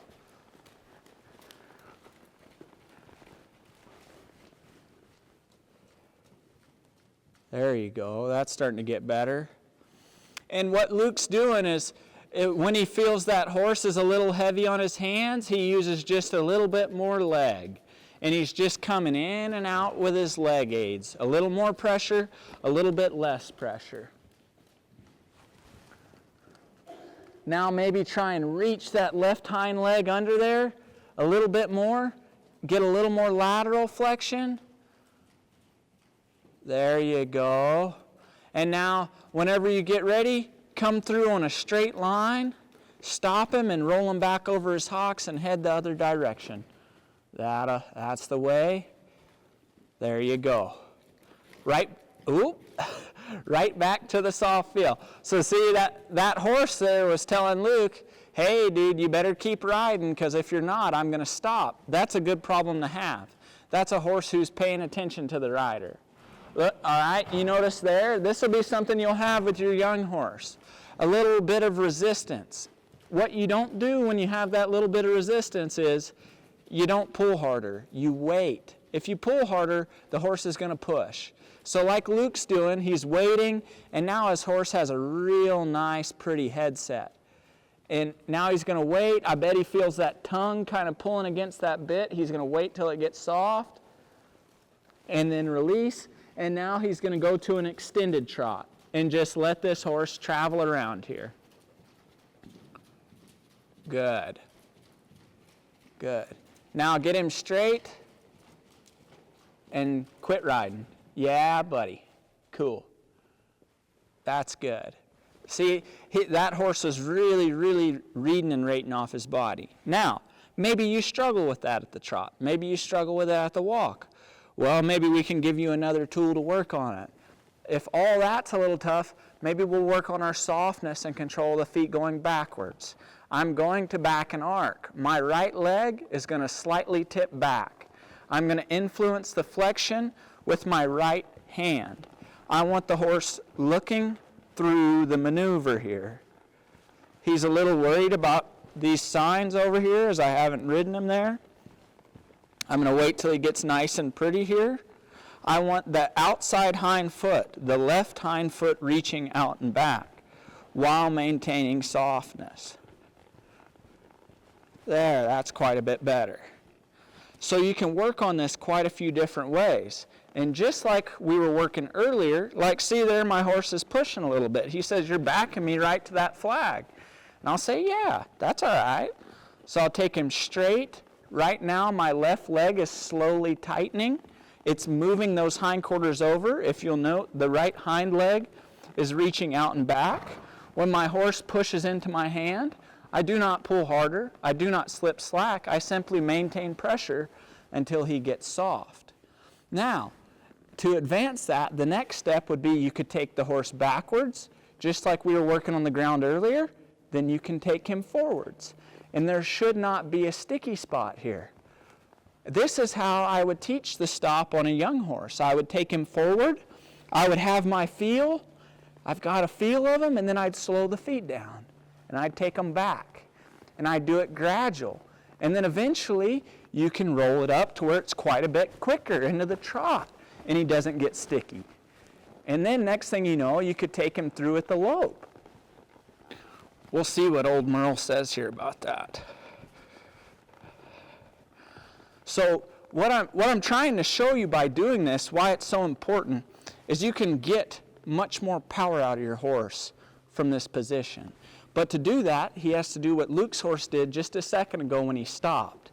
He has to be straight. You're going to find a lot of problems. You're going to say, I can't get this soft feel thing. And it's not going to be because you can't get the soft feel. It's because you don't have control of the body to straighten it out. And when the horse is not straight, with every increment that he's crooked, it gets exponentially harder for him to be soft. Does that make sense, Luke? So what I like to do is I'll just kind of go around here. Like right now, I'm thinking about the left hind leg. Now, I might move the shoulder over a little bit. Good, all that worked. So when you're cruising around here, you're just checking, if I take the life out, if I take the life out of my body, he shuts down. Now let's see if we can't launch him out of here. Let's just see what Merle thinks. Good, on the left lead, which is what we want. And don't worry about that too much when you get started. For if you want to know what foot he's going to canter depart on, you kind of got to know where his weight is. So that'll just take some practicing to get used to it. And what I like to do is when I'm loping my circles, I'll get a couple steps and then I'll let them go. The issue that we have, it's so many times people try and carry that soft feel, carry it. That's good, but what they don't notice is that's not the part the horse is struggling with. The part the horse is struggling with is the initial contact, you see. They'll be trying to get him soft and having heck, and they'll go around here carrying it, and he'll kind of struggle, but he's never actually learned to turn loose. So you need to be careful when you're doing this that you're not just trying to carry it. The horse is actually understanding the concept of getting soft. And for that, like with many things with the horse, we need to approach it and then back off of it and start again. It's much like what I was talking about first thing this morning with the bag. You might put the bag on the horse at the standstill. He's A-okay. He digs it. But then you might start moving. He might get upset. Same thing with a rope. When you're teaching a horse about a rope, you might be riding him. You might be swinging it, and it's all good. But then you take a couple steps, and he hops into the air with the rope. It's a different thing to him when his feet are moving like that. So we're going to have Luke work on that soft feel a little bit at the trot until he feels like he likes it. And then we're going to kick it into the lope, and we're going to study that a little bit. Because that's kind of where you're at with your horse, right? Where you'll get it, but there'll be a little resistance. So we want to kind of ease that out of there. Does that make sense how you can? With your legs a little bit? And you'll just roll them up, and you don't necessarily have to listen for me, but you'll go around here, and you'll work your transitions, and all we're trying to do is get them softer and softer. And meanwhile, while Luke's going, I'm going to show you guys one more thing. I get a soft feel with this, but at the same time, I can have my horse lower his head this way. But yet, you don't see my horse going around the arena with a soft feel in his nose on the ground. That's that plasticity of the mind I was talking about. The same pressure can mean two different things. I can apply pressure like this and have him put his nose down. I can also apply pressure like this and have him bridle up.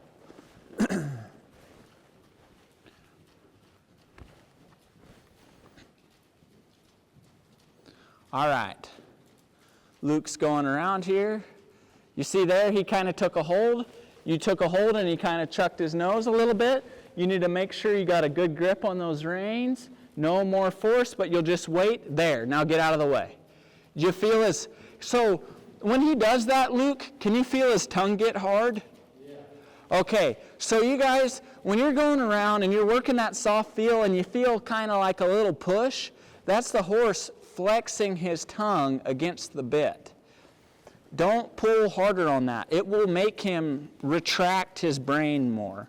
That's him saying, oh, buddy, I'm not sure. That's when you need to maintain the pressure and just hang in there. And as soon as it gets better, release. But do not do any more. Because if you do too much, it'll shut his brain off. So we'll watch Luke here. Now, just take some energy out of your body, Luke, and come to that nice slow trot. Keep it going. Keep it going. Don't kill it. There you go. Okay. Now, whenever you're ready, you'll do a circle to the inside with the softness and head the other direction.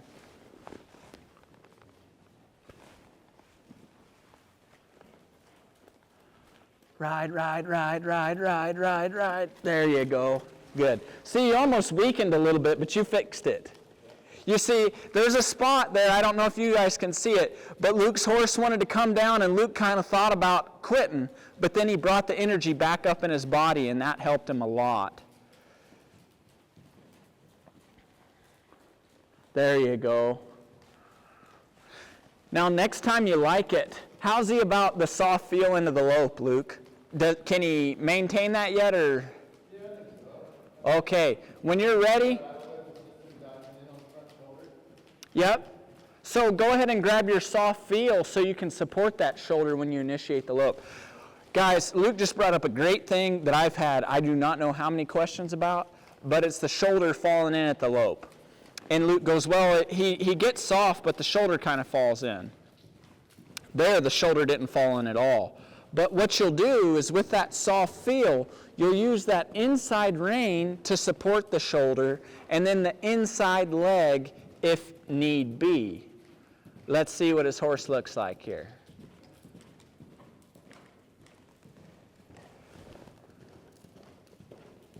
There we go. That's starting to get a little bit better. Good. Now just stop him and head the other way. Yep. Now just look over your shoulder and go. Yeah.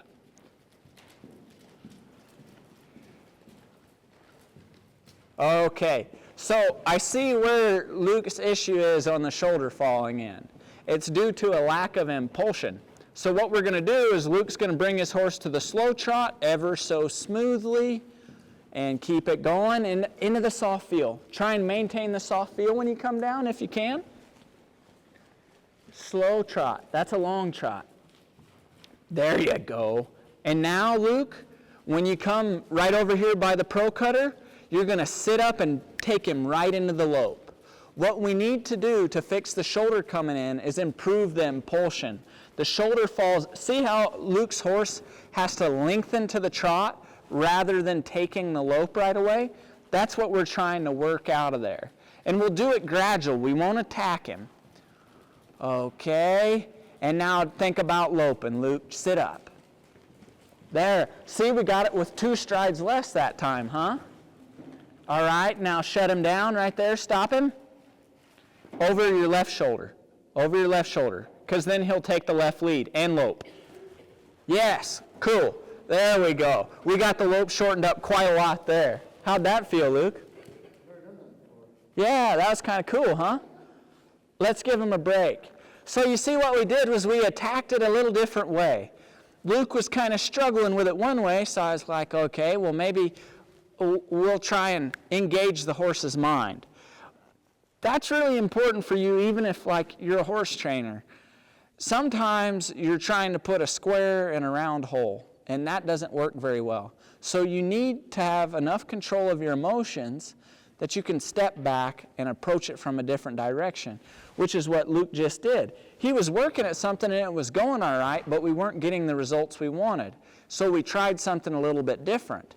And now what we're going to check out is we're going to see after his horse grabs a breath here, if we go back to our work, if the horse canter departs a little bit smoother, which I reckon he will. So that'll be our feedback on whether it worked or not, whether it got better, you see. And what you did before I could say it, and notice his behavior. He's yawning, he's working his mouth, he's learning things.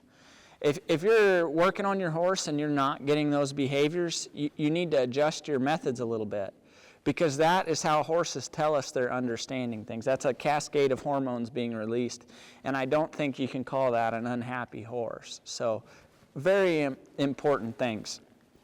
While his horse is catching some air, I'm just going to kind of tool around here on mine. I want to work on this right arc, as I didn't like how I had it here a second ago. That's much better. What I'm looking for when I do this is just a fluidity. I'm not so much worried about the speed. At first, if you go slow, that's okay. What you'll find you have trouble with is this right hind leg. If you'll notice, this right hind leg is not only reaching backwards, it's also reaching out. And once you guys get this to where you like it, heck, why not blend it into a turn? Why not try and, all we're doing here, see, there's the front end came out. All we're working on here is body control. How can we influence the body? Because if we work on these things here, when we start to add speed, we'll already have a rapport. Our horse won't feel the need to get anxious, to get anxiety. And then when you're doing this too, keep it playful. Like if I'm backing slow, I might bring the front through and just spice it up a little bit. And then I might go right back to slow. And I might even see how slow can I go? And then I might hustle it up again. And then I might try my back up a different way. I might try it with my legs. Good. And then I might rock him forward. Good. And then I might rock him back. All we're trying to do is gain control of the feet. Going forwards, going backwards, going left and right. And then as we advance, with lateral work, like a leg yield.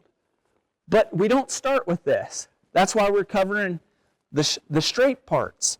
You want to get them to understand forwards, backwards, left, and right, and that when you put the horse in a little bit of a bind, he can find a way out. That's all we did with your horse. We put him in a couple different binds. We saw which one worked the best, and we worked from there, right? Does that make sense to you? Yeah? Clear as mud? Clear as mud? All right, let's try your horse again. We'll go around here whichever direction you'd like to start. Kind of start at the walk and then go to your trot. And heck, maybe even see if you can canter depart him from the walk if he feels good. What do you think?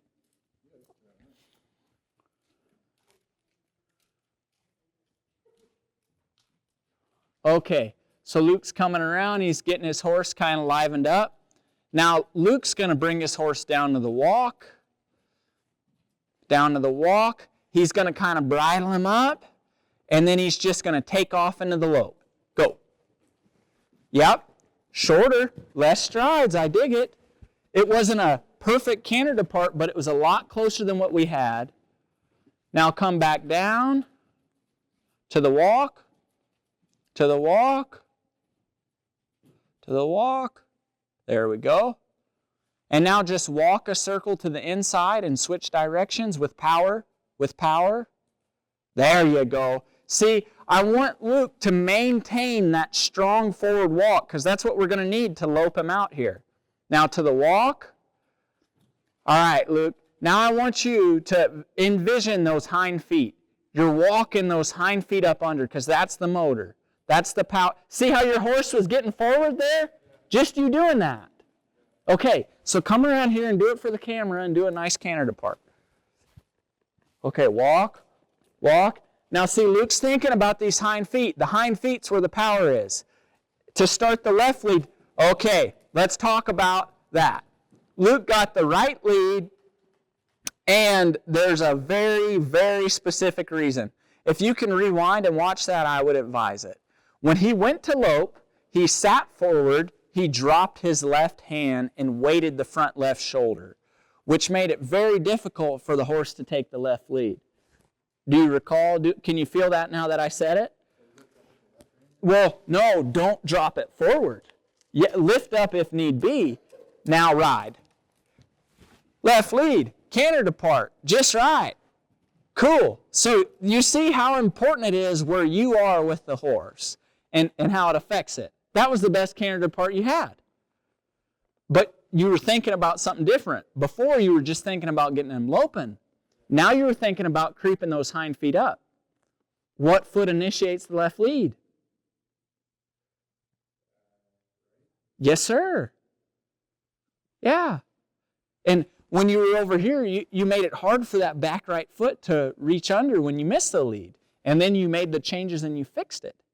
You see? So we just got to make sure when we're asking our horses to do something, we're really facilitating that action and kind of trying to help them.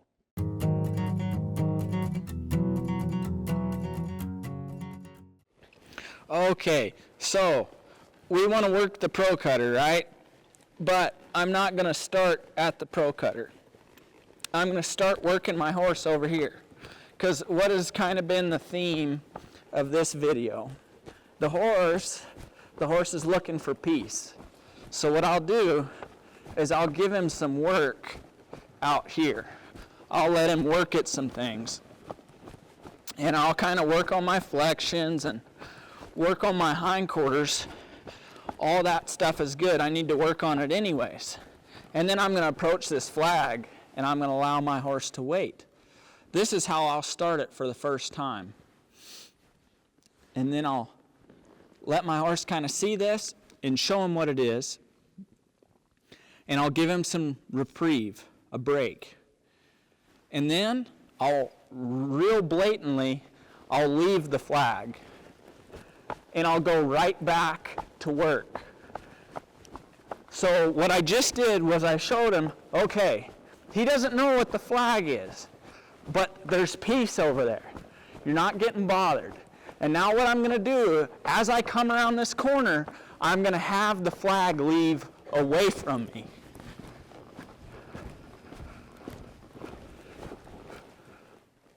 All right, my horse waited. Turn the flag on. We're going to see. I'm not going to do anything. He made a pretty nice turn, and he stopped. Good. So now I'm going to put my hand down. Good. I'm going to step him up to this flag a little bit. He seems pretty interested. So I'm just going to kind of let him step on up here and watch this flag. Then we're going to turn it on.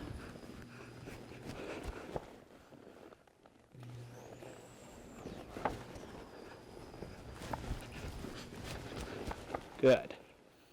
So the big thing is you want to give them a little piece here. If you don't like that the shoulder's in, you'll fix that. You'll click it back on. There, my legs are in my horse a little because he's a little late. Good.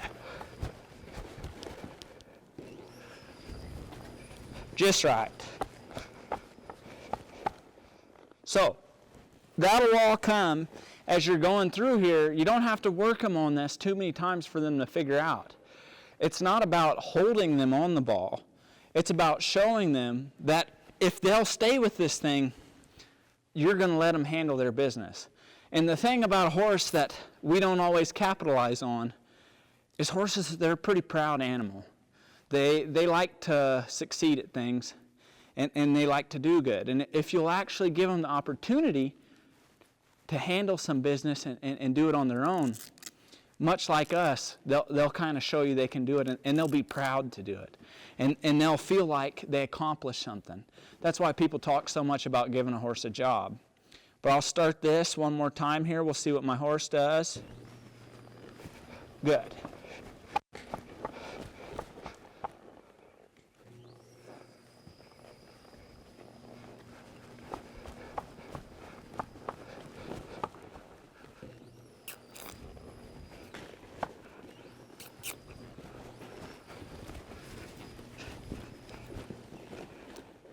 Just right. And we'll quit them on that, and I'll switch horses because that's what we need to do. So, cool. We're about to start Luke's horse on the flag. And what he's working on now is kind of what we've been talking about all day. He's putting his horse, he's putting some pressure on him right now. He's letting him do a little work. He's working his soft feel. He's working the hindquarters, and he's kind of making sure his horse is nice and soft. And when he comes around here this time, I'm going to cut this flag on. Right now I'm turning the speed down a little bit. I'm going to let him switch directions and come around the arena the other direction. My goal is, and Lenny will go ahead and focus on Luke now, but my goal here is when his horse comes, this flag is going to run away from him, you see. Because if I started that flag towards this horse, that would elicit a response that we didn't want. And now Luke's just going to quit riding. Good. And we're going to allow the horse some peace. There's a couple things going on. Luke has his horse pretty darn straight, and he has his horse about 10 feet behind the flag. When I start, this is something I like to watch. I'll stop him a little bit early. I found that horses really like to watch it. And here, I'm going to click the flag on when Luke's horse is looking at it. Luke allows his horse the chance to come through, and now he should come in with his legs. See, Luke didn't have to stop his horse there. Now we're going to head the other way. Good.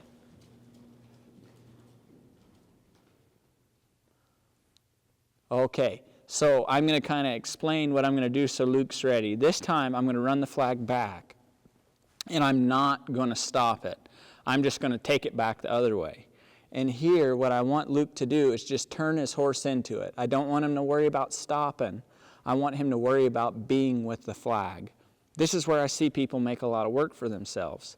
They're trying to make the horse go up there versus letting the horse realize if he just stays with the flag, he's good. Because then you don't have to be perfect. He'll just pursue the flag. Yeah, if he doesn't, give him a chance. And then if he doesn't, turn him slow and then hustle him on the straightaway. Don't hustle him through the turn. You'll scare him. Okay, you ready? Here we go. Forward a little. All right, take him forward. He didn't move.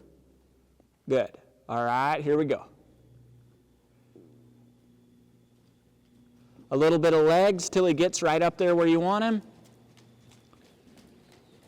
Turn, turn, turn. Now quiet. Now let's see what he does.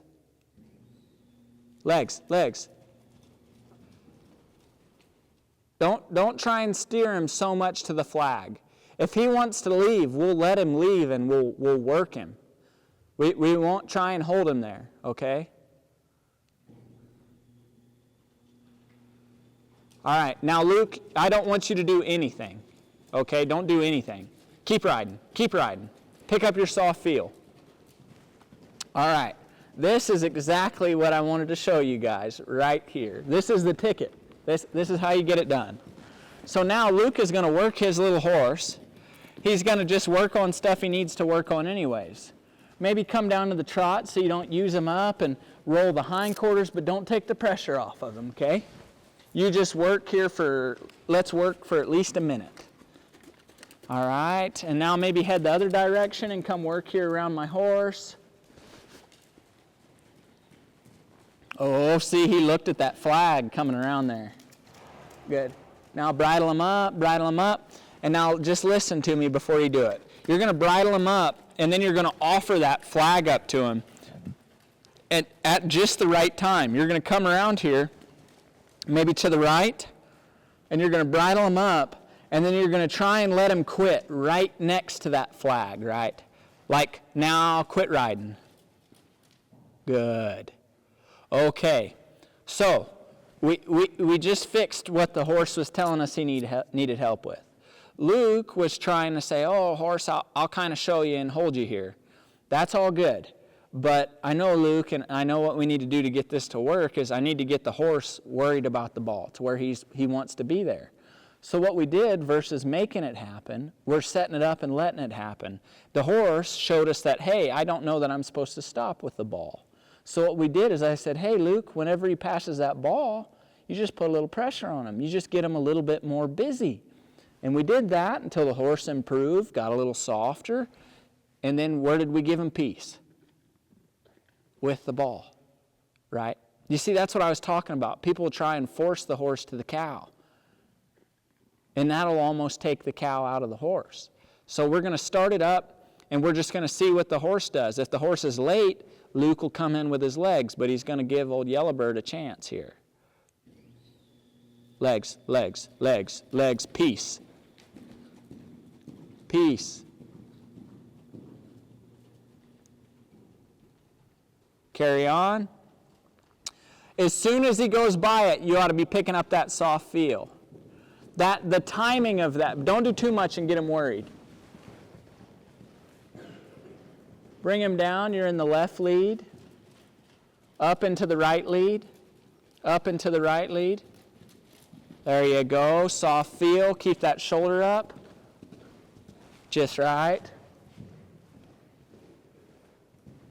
Just right. Good. Keep some pressure on him, Luke. Right now is work time. We gave him a chance to not have pressure.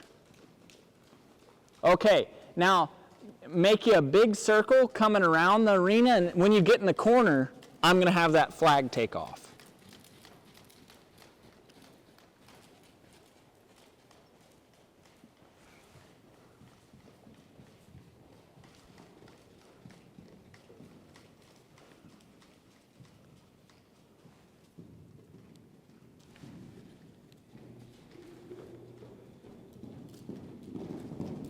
That's all right, bring him back around. So this is actually a pretty good opportunity. We're getting all kinds of good stuff to work on, and this is some stuff you guys might run into trying to teach your horse this. This time I'm going to start the flag a little bit sooner. Now just point him at the flag. Okay, that's all right. Come back around here. Okay, let's slow things back down. Slow things back down. Now back him up and then just give him a little bit of a break right when he gets with that flag. Okay, now just turn him and face him towards the flag. Good. Okay, I'm going to bump it. Let's see what he does here. Now I'll just walk him over that way. Okay, now quit riding. All right, I'm going to bump it. Ooh, the horse left on his own that time, huh, didn't he? Yes, no? Okay, now get ready to turn him into the flag. Oh, yeah, okay. Now we're starting to get somewhere. Cool. Now rock him back. You see, not everything's perfect, but we just got our first little bit of improvement, our first little twinkle that the horse is paying attention. Look, he's working his mouth. Now he's starting to watch the ball. I'm going to wait till he's looking at it again here. Luke won't do anything. We'll just wait for the horse. Okay, he's starting to think about that ball. Now help him. And relax. Ooh, he started to downregulate a little bit, didn't he? Straighten him up again. Good. This is, now we're going to let him sit, and I'm going to kind of talk to you a little bit. This is kind of everything we could ask for, because this is kind of what you guys are going to encounter when you're introducing some new stimulus to your horse. And that's why I had my good friend Luke here, because these are all things that we have to figure out and overcome with our horse. And what you're seeing right now is just a little deviation in timing. If Luke was just a little bit earlier sometimes, it would catch on. But he's learning that as we go. And that's something all you guys are going to deal with. None of us are perfect, and it takes a lot of practice, and it takes a lot of time. So don't get discouraged. You could look at this and you could say, oh my gosh, things are going kind of awful. Yeah, well, what I'm trying to get across and what people get confused sometimes is when I'm riding my horses, and what I'm trying to get Luke to do here is I don't want him to hold the horse together. I want the horse to hold himself together. And to do that, we've got to allow him to make some mistakes. Have you ever seen a horse trainer have someone get on their horse and the person couldn't make the horse move? And then to get him to walk off, they got to cluck and use a stick and do a bunch of different stuff? That's because the person who's riding them is always holding the horse together unknowingly, because they're handy and they ride horses every day and that's what they're used to. But when you get someone on who doesn't know much, that's not going to work. And Luke has his kids ride all these horses and things like that. And sometimes he needs help with their cattle that they run. And it would be nice if we could get this horse to where if his kid just puts him on a cow, he takes care of the business. That's what we're teaching him right now. So don't be worried if people are watching and your horse doesn't look perfect. You know you're working on something. Don't worry about what everybody else thinks. It's not pertinent. Every horse, every person, we all go at our own pace. And that's the joy of this that we're getting to see right now. We're getting a problem and we're getting to solve it in real time. I didn't know it was going to go this way. The horse didn't know it was going to go this way. We're dealing with what we have in the present moment. That's what you're going to have to do. And you don't have me there. So you've got to be thinking of this because you're on your own trying to figure this out. So we got to be thinking along the lines of problem solving. We see an issue like this and we don't look at it as an impassable barrier. All the while, we're allowing Luke's horse a chance to soak with the flag. Peace with the flag. All good stuff. Okay, we're going to kick it right back on. You ready, Luke? Look at that. Okay, that doesn't look like much, but to me that looks like a lot. That's some effort. The horse turned on his own when before he was running from the flag. That's where I start to see a lot of issues, is people won't acknowledge that. That horse was just telling us he thought the flag was going to eat him. And he just said, oh, well, maybe I'll try to go with that. If we did not stop and reward that, that horse would go, well, what in the hell am I doing this for? Nobody notices. You have to notice the smallest change, the slightest try if you want to ride this way.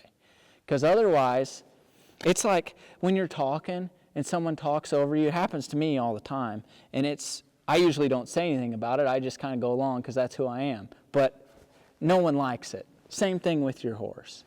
He's talking, and if we just kind of get after him, we're just talking right over him. We're just interrupting him, interrupting his thought process. So what Luke is doing right now is he said, hey, man, I know that was tough for you, and I'm going to kind of acknowledge that and let you know it was a good thing. All right. You ready, Luke? We're going to take it away from you again, okay? I'm going to wait till your horse is kind of looking. He's there you go. Little legs. Oh, see, he thought about leaving, but then he made it. Turn him into it. Turn him into it. Ah. Okay, now relax, relax. You're just a little late, but did you feel that moment when you could have turned him into it? And that was different because before I had you hustle him and bridle him up. But we're just going to try something different. So that's something you could do too, is if he goes to go past that flag, turn him into it, but don't keep him there. Make sense? Just redirect that energy before it gets too fast. Okay, we're going to start again.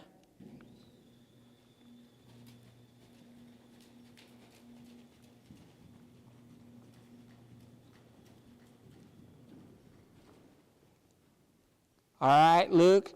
Now just turn with it. We're going to go end to end a couple times and see if he gets used to that. There we go. Cool.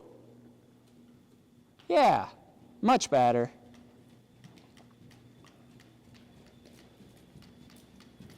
It's getting a little quick. Good.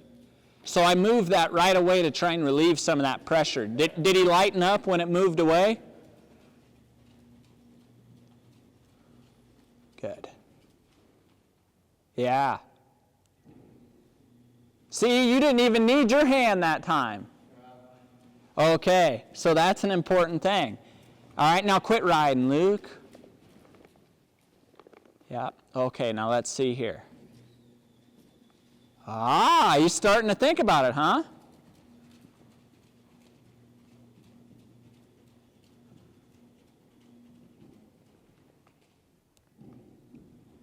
There we go.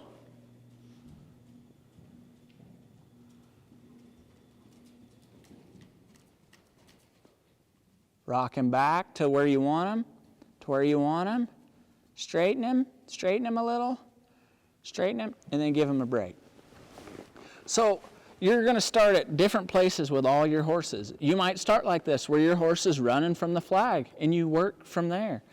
These are all approaches we'll take. And this is what I like, because Luke, and I know this, Luke could hold this horse together and kind of pull him through there and get it done, but that's not going to help everyone who's watching.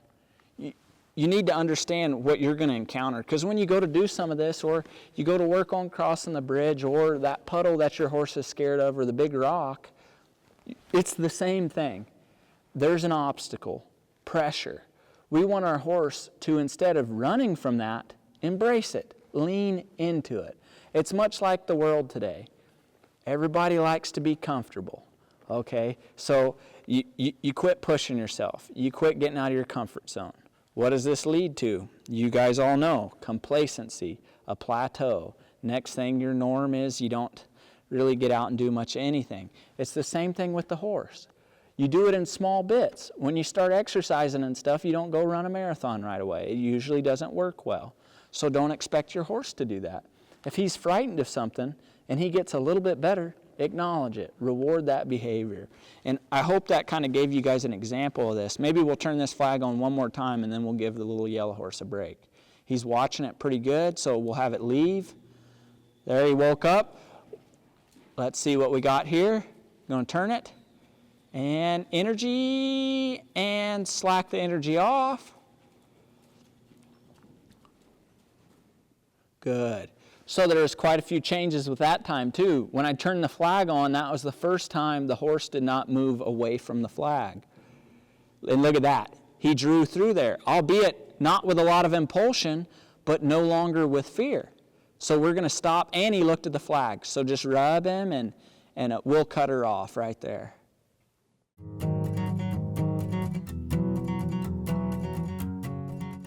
This is Chinook, a really nice 5-year-old gelding that I'll be taking to the Botts remount sale in Sheridan, Wyoming. He'll be available at auction June 1st. Real nice horse if you're looking for a horse to go in any direction. But one thing I was going to cover before we get started is bridling. I've had a lot of people ask about the things I'm using. This on his forelock here is a Bosalita. Had to tie an extra half hitch or two in it because I used quite a bit of Cowboy Magic to soften his hair up today. But this is a symbol that comes from the vaqueros that symbolizes a horse that's straight up in a bridle, not in a two-rein. It's kind of a status symbol. It's like wearing your wedding ring. And then around his neck, I have a get-down rope. This yellow rope, it's about 15 foot long, 16 foot long. That's what I like. Nothing too much longer for a get-down rope. The reason we use that is it's not really appropriate to lead your horse with your bridle reins. Reason being, when you pull forward, you see on this shank, it turns this bit over in the horse's mouth, kind of putting quite a bit of pressure on his tongue and things like that. And if you go to dragging on the bridle reins, you can damage the horse's mouth. So that's why we use the get-down rope. Say we got to go through a gate, or we're doctoring cattle, we can direct him and use that just like a lead rope and not damage his mouth. Now for bridling, this is something that's super important to me. Especially if you're buying a horse and you're paying more than 10 grand for it, you better not have to wrestle to get the bridle on his head. So what I like to do is I like my horse to look for my reins. You see, when I put this, I got a little distracted there. But I'll shake my bridle at him, and I want him to be here and try and help me. I don't want him to try and be dipping and dodging me. And I'll put my reins over his head, and see how he looks for the bridle. That's what you want to look for. If you got to be way over here chasing him, that should be some warning flags for you. So then I like to have my horse come to me. I'll clear this right eye. I'll go under the chin. And then when I go to bridle them, I like to make sure they're looking just a little bit left. And then I'll just wait. No need to stick the finger in the mouth. You'll just wait, especially if a horse has made it to the bridle horse stage. You shouldn't have to ask him to open his mouth. He should know. And then you'll take the ears, you'll fold them forward. Because if you kind of take them any direction, you'll pop them and snap them, and horses don't really like that. Yes, they'll put up with it, but they kind of know you don't care if you're snapping their ears around all the time. And then I'll put my throat latch on. And several people asked about my bridle and what the silver is around here. And it's just an old vaquero style, the bridle. They call it a ferrule bridle. And it's just got a ferrule on here that's silver and the leather's rolled together. And I like it. I think it kind of dresses up the outfit and looks fancy. But those are some things I like to look for when I'm bridling my horse. And just how things sit in his mouth. I like my bit sitting in their mouth where there's no wrinkles. I think that if there's wrinkles, that's softness that I could be using. And if I can go down a rein like this and just pick up on it and my horse moves without it coming tight, I would think the same thing with the wrinkles in his mouth. That's pressure that he's always dealing with. And if you guys have watched the other videos, you've seen that pressure is a pretty important thing with your horse. So I wouldn't want to be having pressure placed upon my horse that I wasn't aware of. So that's what I like to do bridling, and some things I look for in a horse when I go to bridling.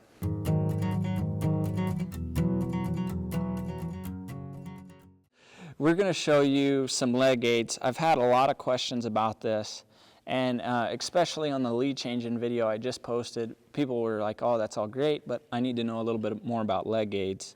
And this is a pretty good chance for you to see this, because you can kind of see what the end goal is or close to it. This horse isn't finished, but he's getting there. And then you can see a young feller who has an idea of it, but needs to do a little bit more of it. So what our goal is to be able to influence our horse with our legs, no hands, right? That's super helpful for lots of reasons. One, if you're roping and stuff, sometimes you wish you had a third arm anyways, and you don't, so it'd be nice if your legs worked. But also, if you can teach your horse just some basic maneuvers like this change in seat means back up, when you're going around here and you're using your reins and your seat, it's going to be really, really effective. Versus if you don't have one of those aids working individually, it's a little bit tougher. So especially when you get a horse in the bridle, you give up the direct rein, you see. This is the direct rein, and it doesn't mean that I don't go down that rein or you can't go down that rein.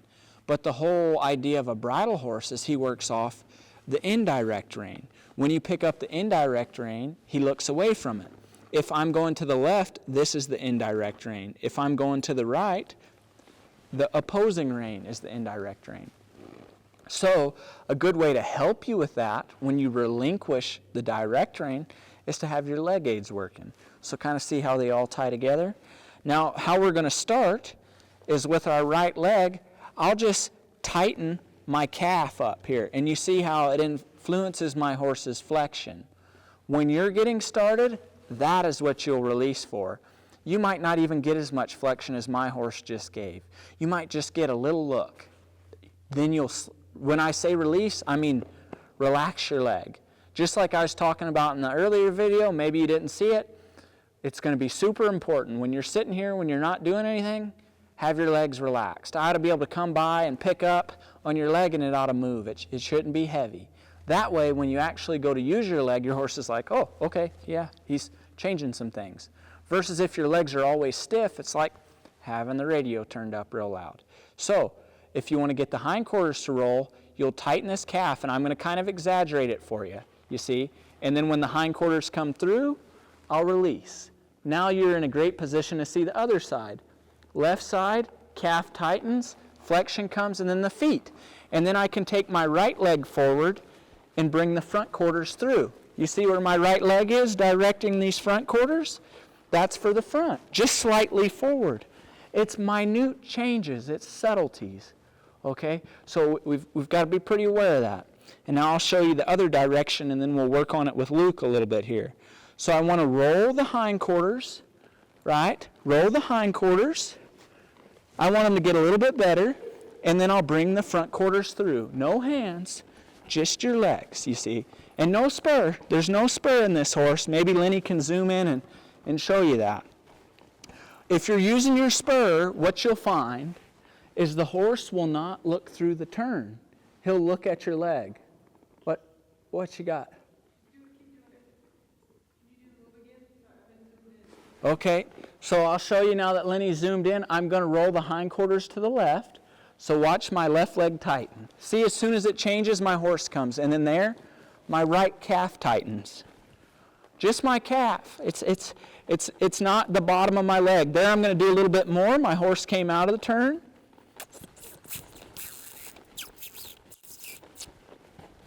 Good. And then I'll change my seat to the backwards position and rock him back. Now, when you're doing this, I'm going to go ahead and explain it because Luke will run into it. When I'm using my leg aids, just like everything else, okay, if I want my horse to come left, there's a real fine balance point, and this is why you don't want to do too much too soon. Say my horse, all right, I'm going to influence him to look to the left with my left leg here, okay, and then I want to fix it with my right one. So you'll just slightly increase the pressure to have the horse look. But watch my leg here. It's not a whole lot. If you go to sticking your spur in there and mashing on them, it'll be too much, and the horse will go forward or they'll push against it. So keep that in mind when you're teaching this. It's just a little bitty force. And if you think about it, like let's see, if somebody comes to get your attention, right? You want them to use minimal necessary force to get your attention. If all it takes is a hey, you'd probably like that. You don't want them hollering or shouting or coming and tipping you over. Same thing with your horse. If you would like to get him light, if you'd like to get him to where you pick up on the reins and they bridle up, and you'd like to get them to where they turn around real nice, you have to start with minimal force. That's kind of the whole goal with horsemanship. Minimal necessary force. And now we're going to move on to Luke, and we're going to kind of work at this and see where Luke's at. But see, this is a great tool. I just use my legs to face up to Luke, so my hands are free to send signals. Okay, Luke, did you put your leg on and he kind of walked forward? Okay, so this is going to happen to you guys right here. And this is perfect. This is why I love Luke. So, all right. What's going to happen is Luke put his leg on his horse, and his horse went forward. So what do? All right, we're going to allow our horse to go forward for a couple of steps. You're not going to block him right away. We're allowing the horse to do the wrong thing, and what we're going to do is not release pressure until he starts thinking about the right thing. So what we'll do is we'll put our leg on, let him go a couple of steps, and then help him with that rein. And before you do it, whenever it starts to feel better, you'll release both. And there. Good. Okay, same side. Quit. Ah! So that's the tail. I was over here thinking it was Luke's horse's fault, but old Lucas was doing too much. That's what I was talking about. It's minute. Luke don't even have spurs on, and he did too much, okay? We're all going to do it. So if you're running into this, what I want your train of thought is what am I doing? Sorry, I probably blew your ears out hitting the microphone. What am I doing? Don't go right to, stinking horse. When you get in the habit of looking at yourself, oh man, you're on the path and growth will be there. So let's do that again. See how little you can do. There's the flexion. There's the feet. All right. Let's see what we get. Just hang in there and release. Rock him back. Why'd you pick up on your reins first? We're just talking about give him a chance. There. Good. So this is what you're going to run into. The same thing. It's hard to do. It's easy to say, and this is the example of it. So we'll think one thing, but our bodies will do another. This is hard. This is horsemanship. This is the journey. This is why it's so much fun. So keep that in mind. All right, let's do that same side one more time, huh? Do a little bit more with that leg, see what comes of it. A little bit more. Okay, help him with your rein. See, he's thinking now. He's not taking off as far forward as he was the first time, isn't he? Good. Rock him back with your seat. Good. Okay, stop right there. Yeah, now we're good. Now, what do you think would happen if every time your old horse you put your leg on, he walks forward? What would you think about maybe what I mentioned earlier? You might, just get the flexion and release. What do you think about that? Just get flexion with the rein. No, with your leg. What have you gotten every time before the feet have moved? Yeah, what have you not released for? Yeah. So just because you've done it before, we're riding the horse where he's at. That's what people mean when they say ride him where he's at.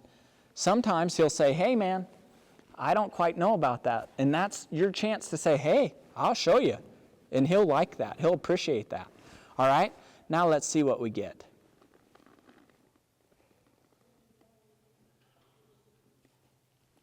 Look at that hind foot come up under there. Now quit. Different, huh?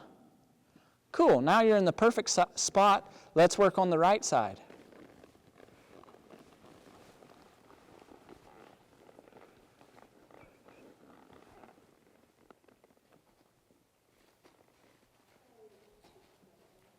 There.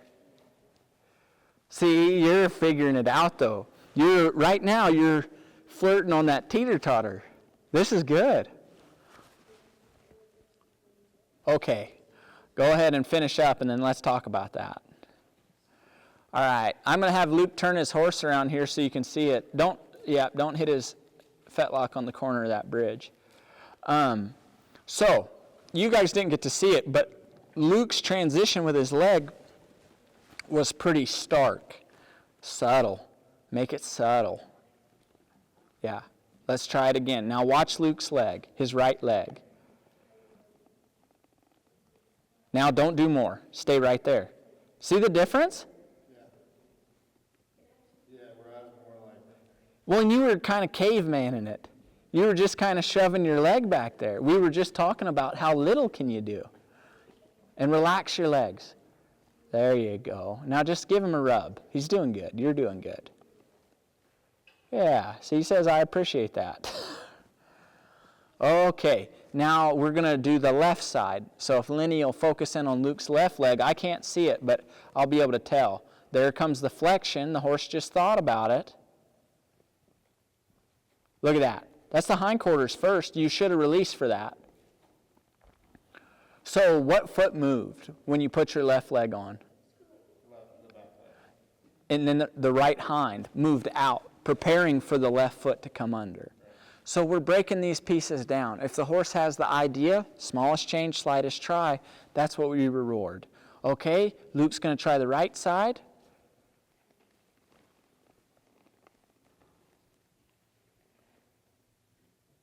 Just tighten that calf muscle up. Good. Now rock him back. Let's get away from the obstacles. Legs, legs, legs, legs, less. Keep him backing up, but just do less when he starts to speed up, you see. There you go. Cool, cool, cool. Okay. Left leg to roll the hindquarters. Ah! Better. That was much more subtle. There we go. Now let's get that foot and release. Rock him back. Have him hustle just a little bit. Yep, right there. Cool. So, if you guys will take note, we just got an overall improvement with Luke and his horse. We got Luke's leg aid smoother. Immediately, his horse responded and said, I understand that. So why does he understand that? We started communicating more effectively. So let's work one more time on the hindquarters, and then maybe we'll try the front and see how that goes. So Luke's tightening up his right leg. He's going to do a little bit more to gain the flexion. Do a little bit more. Now help him. Help him. I'd like to see that better. And don't be afraid to go down there and help him. But what I'm trying to show you is you don't jump down the rein right away. You allow the horse to figure it out. Now let's go to the left.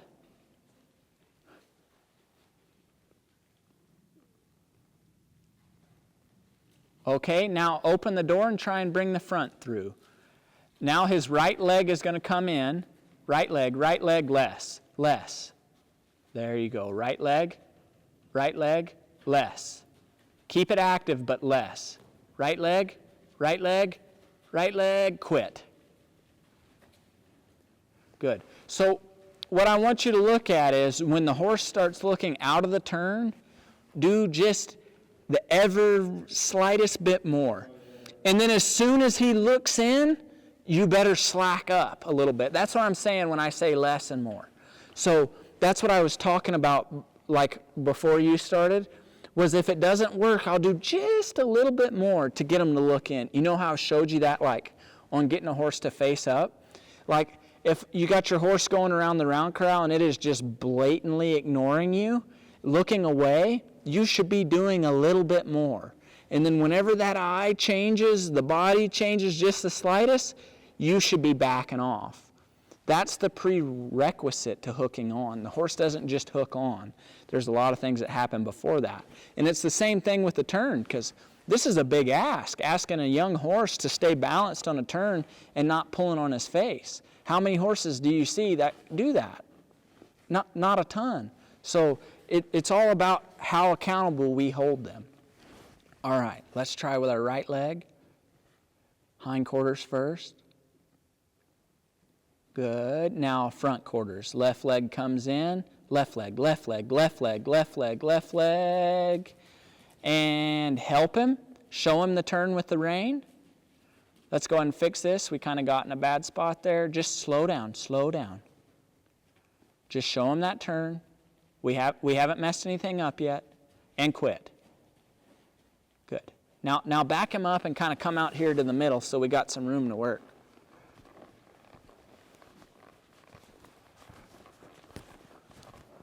This is good, because this is when you guys get to trying this on your horse, you'll find out how challenging it is. All this is body control. All this is getting your horse more broke. I've only heard a few people complain about a horse being too broke, so it's always a good thing. All right, hindquarters, whichever way you like. Luke's tightening up his right leg right now. There comes the flexion. Now look through the turn, open the door, have the outside leg come in. Now direct him with the rein before he gets too far. See, you were about how many steps late there? Just a couple. Good, now quit. Rock him back. Little bit more. Come on. Maybe help him with your reins. Show him. Say, hey, I'd like you to hustle just a little bit more. Now feather your legs again. Good. Put a little more energy in them. Put your hands down. There you go. Cool. All right. Now this time you'll just go through the turn. You'll put your leg on. We're going to start with the turning leg first, not the hindquarters. And then you'll be ready to support them with your rein. Let's see if we get anywhere with that. Leg. Help him with the rein. Now take the energy out of your body. Slow it down. Good. I like that. So what Luke did was he released the rein to see if the horse was going to make it. Almost. And, we're getting close. A little bit more. I need him to look through that turn, Luke. Almost. Come on. We're so close. Right there. Yeah. Rock him back. Cool. So that is exactly what you'll deal with right there. Your horse will go forward, he'll go backwards, like we were working on with Patron, the real young horse. It's the same thing, except it's all going to be at different levels. The tools you have to influence that are your legs. And all we're trying to do is influence the flexion with our legs. We move one leg, we get a flexion. We move the other leg, we get a flexion. And then we can add some direction once we get that. So I hope that, let's try it one more time here. Maybe come out a little bit further.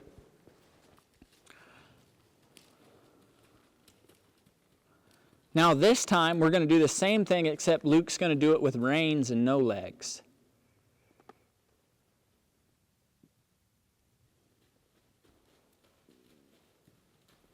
Just wait. Really, really get that flexion nice. There you go. Just wait. Just wait. That's the way. Now quit. How'd that feel? Looked good. Cool. Now you'll slide the right leg back and roll the hindquarters. Yeah, better. Cool. All right. If you would like to get good at horsemanship, you have to remember, anybody who's ever rode a horse is either just a man or a woman. They're not special, okay? They got 2 hands and 2 legs if they're fortunate, right? And we got 1 brain. So it's not rocket science. You have to gain command of your legs and your hands. And for some of us, we got to get some control of our mind.